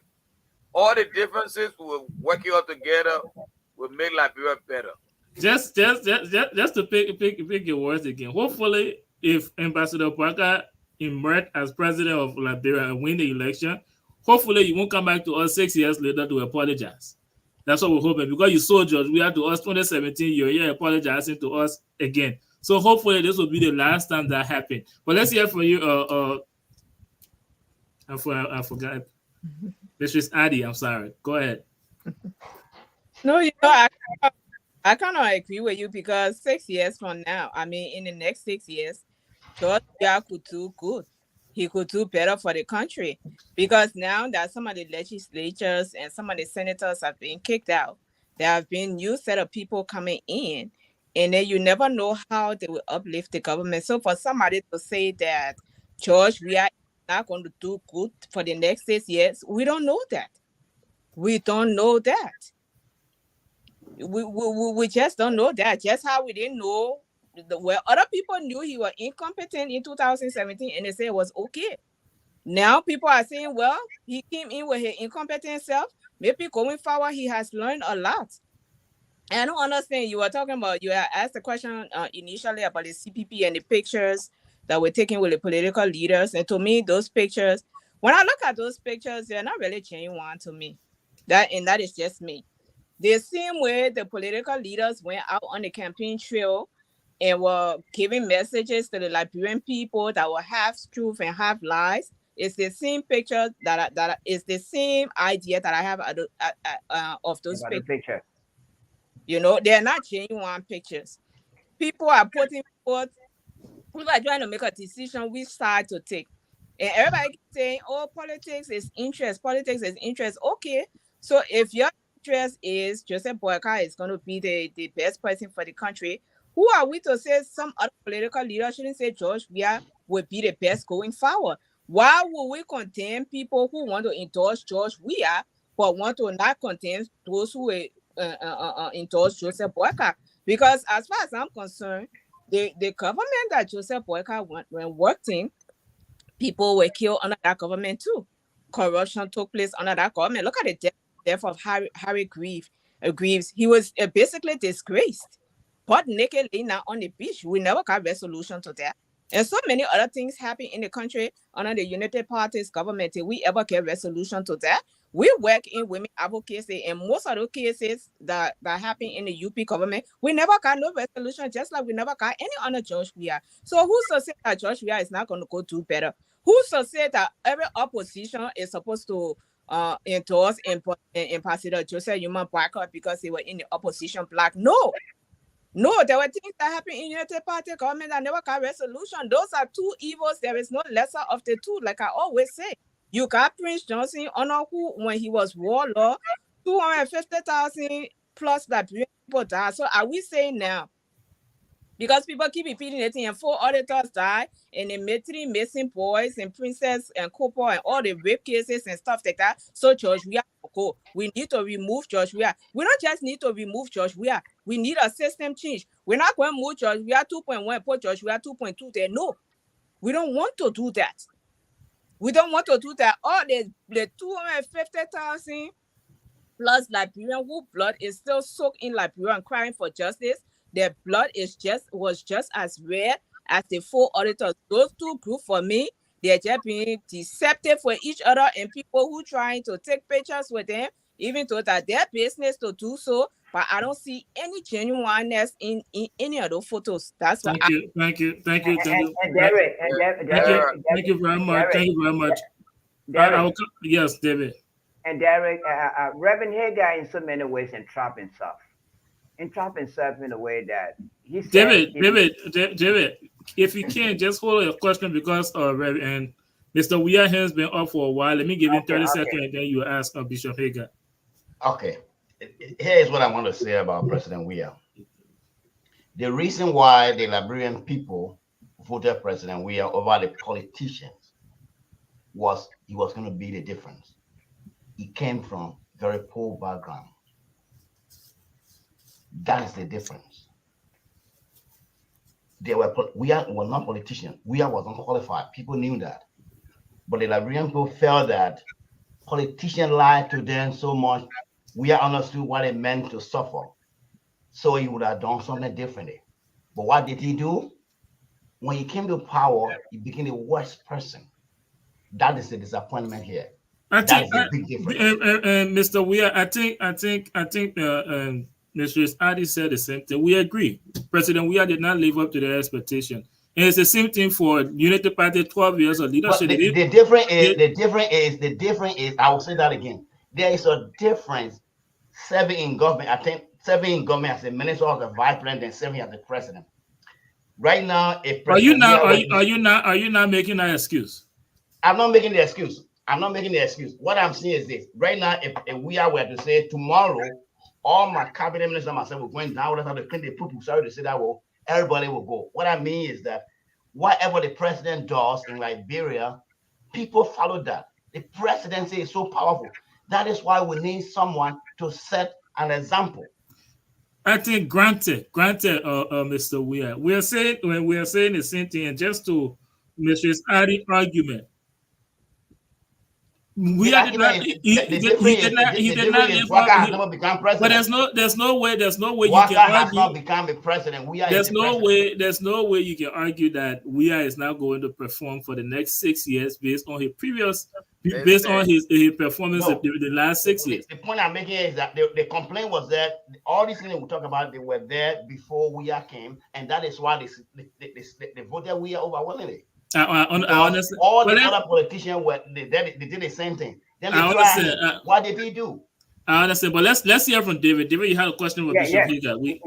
Bishop Hagar, I've listened to him keenly, and I think he has entrapped himself in so many ways. I've noticed a lot of contradictions in my view. For example, he knew George Weah in Ivory Coast. George Weah didn't do anything for any Liberian, but yet he encouraged Liberians to vote for him in 2017. Again, he said life is progressive.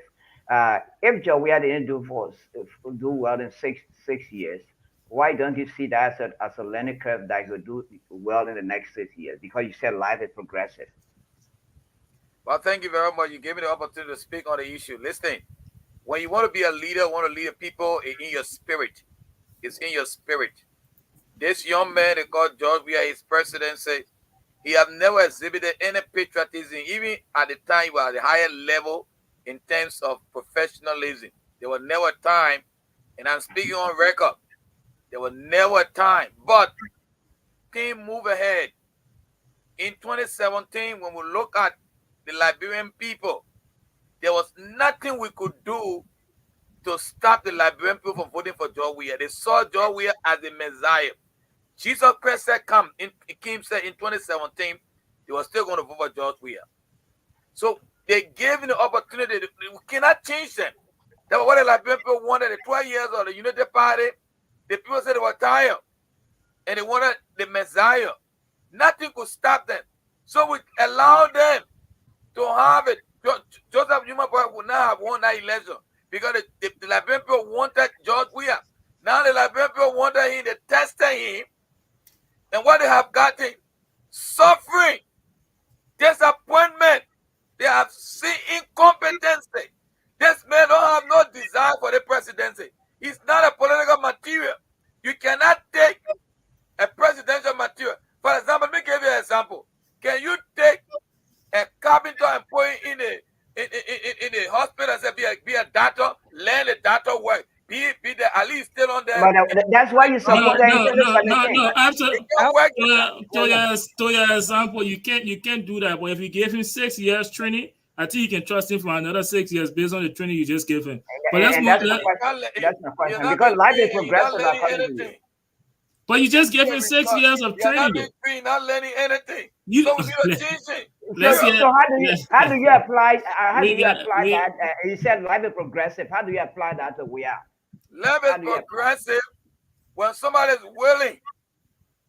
willing to learn and really take this thing serious. The man not taking the thing serious. You're still contradicting yourself. Yes. You become your soothsayer now that the man is not willing to learn. How do you know that? You can see the result. Let me. You can see the result. Look at Liberia today. Bishop Vega, the reason I say you're contradicting yourself because just to, in your own words, last episode, you gave President Weah some props. You said some of the things he did while doing his administration. You mentioned the sports park. And you're here saying that the man, he's not willing to learn. He's obviously learning. If you can say that he did some things while doing his administration. He may not... David put me to say, can you name one thing? I said the only thing I can remember was that community park. That thing is nothing. You gave him some props. I get. Bishop Vega, we got a guy here. Let me hear from Reverend Adi, and then we'll take a break. When we come back, I will give you guys the opportunity to give you a closer remark, and then we can draw the curtain. But Reverend Adi, to the argument here, I think why guarantee? What's the guarantee? If we can argue that all of the things you've mentioned, including the extrajudicial killing you talk about, rampant corruptions, that is true. President Weah did not live up to all of the expectations of the Liberian people. But what guarantee do we have that the last 6 years wasn't a learning curve for him, and he's going to do better? Which instead of him, was replacing with Ambassador Boyka. What's your take on our argument? So I only have one guarantee, that President Boyka, in waiting, will do better. In the words of Alexander Cummings, past performance is the best indicator for future performance. When Joseph Boyka was vice president, he managed the One Health program, brought millions of dollars. That program had to do with agriculture, education, healthcare, the environment, animal farming, among several. Under President Joseph Boyka, you had CT scan brought to your country. MRI was managing the youth empowerment program that brought over $50 million. Liberia was better than what it is. Go look at the UNDP report. Poverty has increased under George Weah. We have a debt to the tune of $800 million and have nothing to show. On the last 12 years, our domestic debt was $12 million. Now it's $105 million under George Weah. Under George Weah, he's built 48 houses with the poverty on the rise. Your beggar rate has gone up. Your school children has decreased in quality education. Your healthcare are breaking down under George Weah in 6 years. The guarantee we have under Madam Ellen Johnson Sirleaf, the insecurity we have was never as prolific and rampant as it is now. We didn't have 856 ghettos with at least 350 just in Monrovia alone. Proliferation of drug and infestation of our youth. There's a grave difference. Let's look at money that we've lost under President George. We have $30 million unaccounted for. COVID money, $25 million given to money changer. RIA rule, $20 million unaccounted for. Is this the Liberia you want to see? There's a clear difference between these two individuals, and anyone who thinks that George Weah will improve over the next 6 years is a faulty argument. One individual has a record, true, tried and tested, of productivity. This other individual that is youthful, quote unquote, in our Liberian palace, and is a youthful failure. And we clearly see, as evidenced by the comments of Dr. Clarence Maniba, Alexander B. Cummings, and Tiawan Gongolo. They were not making a mistake when they criticized this government. Speaking of records, the political leader that you support, Ambassador Boyka, they mentioned squander opportunity, 12 years of squander opportunity. Now let me finish the question. Let me finish I the will question. answer him. Go ahead. No, I'm just saying you can go ahead and name all of the issues with the. You can go ahead and name all of the issues with President Weah administration, but let's not forget that Ambassador Bouaka talked about the 12 years as squander opportunity, and he's asking the Liberian people now to give him another opportunity to make right the wrongs that he did during those 12 years. The squander opportunity, and President Weah saying he just has 6 years. He has 6 years, and you can literally explicitly list the missed opportunities he had. You talk about corruption. Now he is seeing all these problems, and thanks to the opposition community, they have flagged all of these issues. And now he's asking for the opportunity to make those wrongs right. So how do you argue between the two? Bouaka had 12 years that he referred to as squander opportunity. He's asking for another 6. President, are we going to use that? Let me hear from Reverend Adi. Okay, thank you very much. You see, and that is why it is important to not distort people's political comments because you want to score political points. That particular statement was in context. I prefer a leader that will speak to me honestly. He was simply trying to tell the Liberian people more could have been done. More could have been done if he were the president of Liberia. Could they have done some things differently? Yes, but he was not telling you. Reverend Adi, hold on. He was not telling you. No. Derek, you know that Reverend Adi is good at embellishing this kind of situation. No, let me just say something, Reverend Adi. I will give you the opportunity to speak again. You can clarify, you can explain the context all you want, but you cannot excuse the fact that it's almost the same things you list in. We are in this administration, extrajudicial killing. It was present in the 12 years that Ambassador Bouaka served as vice president. Corruption, even out of the mouth of Ellen Johnson Sirleaf, there were corruption. The very same thing you're accusing George Weah of today, it happened in the administration that Bouaka was vice president for 12 years. So what's the excuse? Are we? George Weah also want to change that. President Weah also want to change that. Bouaka has never become the president. It's different. So, Derek, you know, I know, I see you trying to do your best to juxtapose these two candidates, but that's light and day you're talking about. Complete light and day.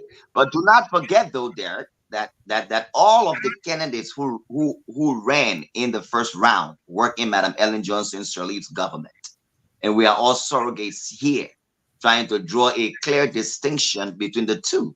And I thank God for the lawyer. This is something I've been telling you all over and over. Article 51 of the Constitution tells you very clearly the role of the vice president. But you know what? The truth is, we were in that government, and I respect the humility of Honorable Joseph Bouaka to look in the eyes of the Liberian people and tell us that more could have been done. I was not your president. And you can trust me. That was not what I he will said. fulfill your expectations. He said squander opportunities. But guys, let's take a break. Squander opportunities means that there was some missed opportunity. I understand the fine tuning. I understand that, but he says squander opportunity. What it mean to you? I just exactly. Listen. What he said is what I'm relating to the audience. Yeah, squander opportunity. Right, but missed opportunities, squandered opportunities, carries the idea that there were some things that would have been done differently to better off the country. I understand the explanation. All I'm trying to say to my audience you had your debt liquidated, erased under Ambassador Bouaka. You have all that, and this current government has increased your debt. With nothing to show. Reverend Adi, you cannot further explain that. I understand that. I'm just trying to relate to my audience that the word the phrase he used was squander opportunity. Explain how killing is mutual, and that's why we're clarifying. It's subject to individual interpretation. He said squander opportunity. I'm not here for that, but again, let's take a break. When we come back, I will give you guys the opportunity to close on this episode. Oh. I thought I'd go, man. I gotta sleep back. Yeah, we got.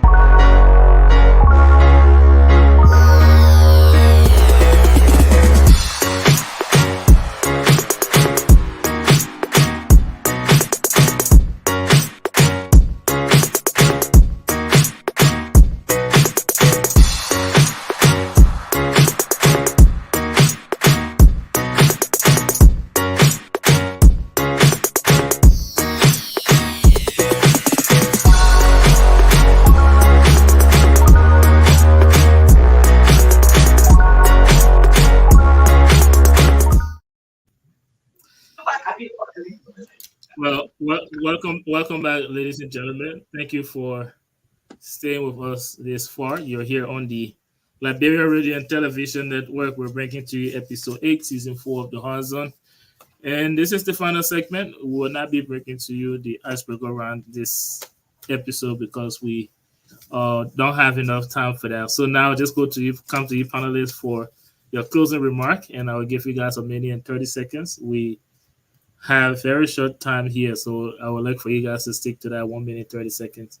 I'd like to start with you, Mr. Boda. Give us your closing remark on this episode. Well, my appeal here is to the opposition community. We have one common enemy, and it must stay as is. That is the real government. I ask that we all put our hands together, fight for the Liberian people, usher in a new leader, and start a new direction.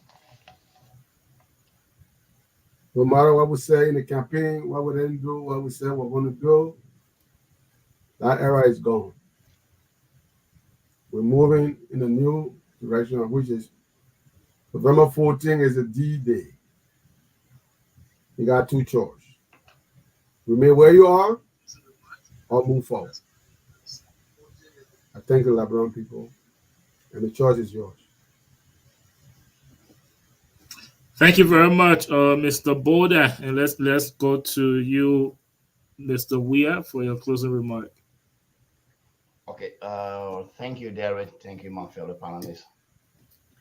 Fellow Liberians, consistently over the years, I have supported Gonglo for president. At the time, I felt, and I still feel, that he was the right person for Liberia. But we as a country must move forward. But as I close, I'd like to address one of the questions posed by by Gadier Trent Cole, asking me what difference will Bouakai make? Asking for evidence also. I know during the epidemic, we, our administration, allocated, like you were talking about the money, 25 million to share among Liberians that he gave to money changers. Probably men that Brian forgot. But most people in Liberia never saw that money, never saw any food. That is part of the corruption. I just want to just clarify that. But we as a country have to move forward. We are in Bouakai. And I will still say to everybody that Bouakai, even though serve in government, but Bouakai never served as his president. You all agree the presidency has power than any other politician in Liberia. The president can do anything. The president can also, if serious, he could have called for a member referendum because he had a population of the Liberian people supporting him. Thank you. The real changes. Thank you. Thank you very much, Mr. Weah. Now let's hear from you, Mrs. Gore.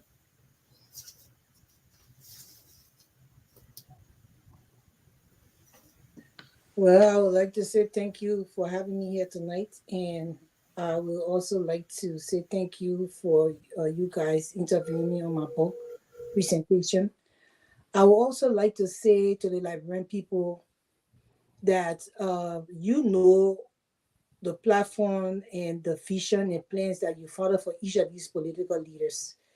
You don't need your political leader to actually, endorse anyone or maybe tell you what to do, because you have your constitutional right to go out there and do what you want to do. Now, if you see these two leaders, these two candidates in the race right now, which is the leading party and also Joseph Bouakai, and you feel that none of them will bring any service to you in Liberia, you have the right to stay home.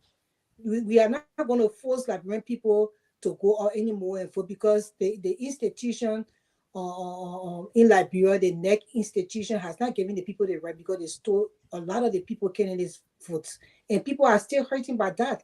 So you just look up to your candidate, their vision and their plans, decide whether it line up with these other people that are in the race. You go there, you cast your vote, you choose to stay home. That's your political right. That's your constitutional right. Thank you very much.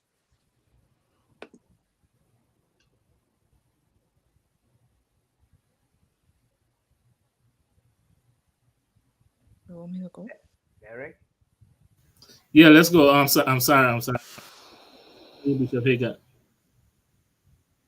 thank you very much for tonight. I just want to take this time to the over 500 people that listen to me and voted for Ambassador Joseph Boakai. Your Christmas is coming. Go back on the 14th. You hear me? If you're in number 4, you're in Riverside, you're in Moserado, you're in my Gibi, where I come from, Kakata. Your turn up massively. I promise you. I told you the Christmas of the year going to be good. On the 14th, you'll go out and vote massively. That corruption King Kong must leave Liberia. That incompetent government must leave. And let's have our country back with serious people in our executive mansion for things to happen. That George, we are getting heavier. Y'all know that man stole your money. He became president. After 6 months, he building all over the place. Y'all shouldn't allow that man to continue to steal your money. We need a new administration so that the government can provide those services you need. I'm going to tell you, every day you call me, you say, that hard thing you want to stay inside, it's up to you. The 14th, don't stay home. Go out there and vote for Ambassador Joseph Yuma Boakai. I'm telling you that your Christmas is going to be good. Thank you. I guess that was the closing remark for you and Reverend Adi. So let's not. We got four panelists here speaking for Unity Party. So next time what we'll do, only you will find your leader. We'll hear from 1 or 2. That will be it. But let's hear from you now, Reverend Adi. My fellow Liberians, we have fought a good fight. Congratulations to all the members of the opposition. We are poised between 2 candidates. One that represents poverty and the other one that represents your potential future of prosperity. I know that there are those who do not want you to vote. Stay home. These are not times to be on the sidelines. Neutrality is silence, meaning consent to where Liberia is and where you want to see it go under George Weah. But I've come to encourage all of you to make no mistake and let it be clear. Your decision today will determine whether or not you are happy with the Liberia you have now, or you can exercise this democratic experiment of making the change that you rightly aspire to.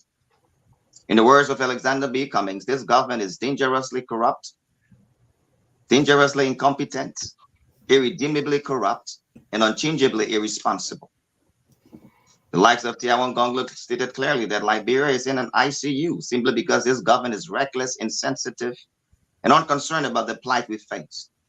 And let me remind you, Dr. Clarence Monima was very clear when he said there comes a time in the nation's history when we must make decisions to fight corruption, consistent with the fierce urgency of the now. If this is so serious, when your children can go to school again and feel secure in their own country, then Joseph Boakai is your choice. Our political leaders have provided directions during these campaigns. We've heard each other as surrogates. It's painful. In this public manner, we like to say sorry. But Liberia is greater than our hurts, our pains. We can make a difference because Liberia deserves better. Not under George Weah because he's youthful, not under George Weah because he appeals to the people, because we deserve better as a people. United we stand, divided we fall. Vote number 1, come November 14, for Joseph Yuma Boakai. The light and not darkness. Thank you. Thank you very much, Reverend Adi. Let's now hear from you, Mistress Adi.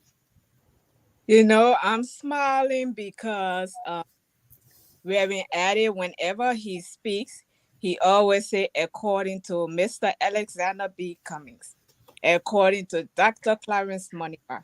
And he referenced these 2 people all the time. You never hear him say, according to Ambassador Joseph Yuma Boakai, he says so, so, and so. So I'm glad that you recognize the strength in the race that were supposed to be the top 2 that got cheated out of the race. I'm glad you recognize them. But at some point, you will have to detox of yourself of those 2 people.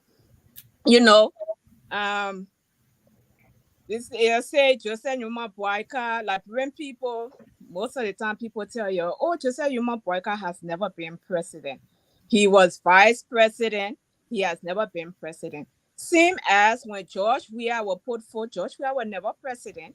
He was a senator. So just how he was a senator and went in as president and he messed up, it is possible for Joseph Walker, who has never been a president, who was a vice president, to go in and mess up the same way. And then you will be sitting now waiting for 2029 to vote him out, because you will say, oh, that's sorry what you're saying now. You will have to sing that sorry again 2029 and say, oh, we didn't know.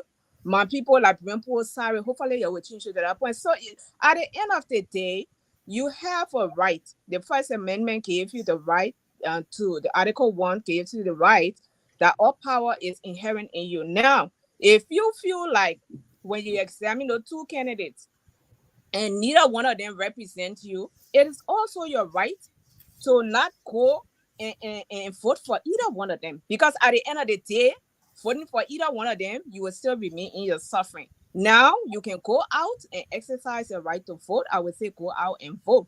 But no one should make you feel guilty that you have to vote for either Joseph Boakai or you either have to vote for George Weah. Because in my mind, just like Joseph and George Weah went in a blank slate and he messed up, it is possible that Honorable Boakai going in as a blank slate and he could mess up again. You will still remain suffering. So you do what is right for you. You're in your situation.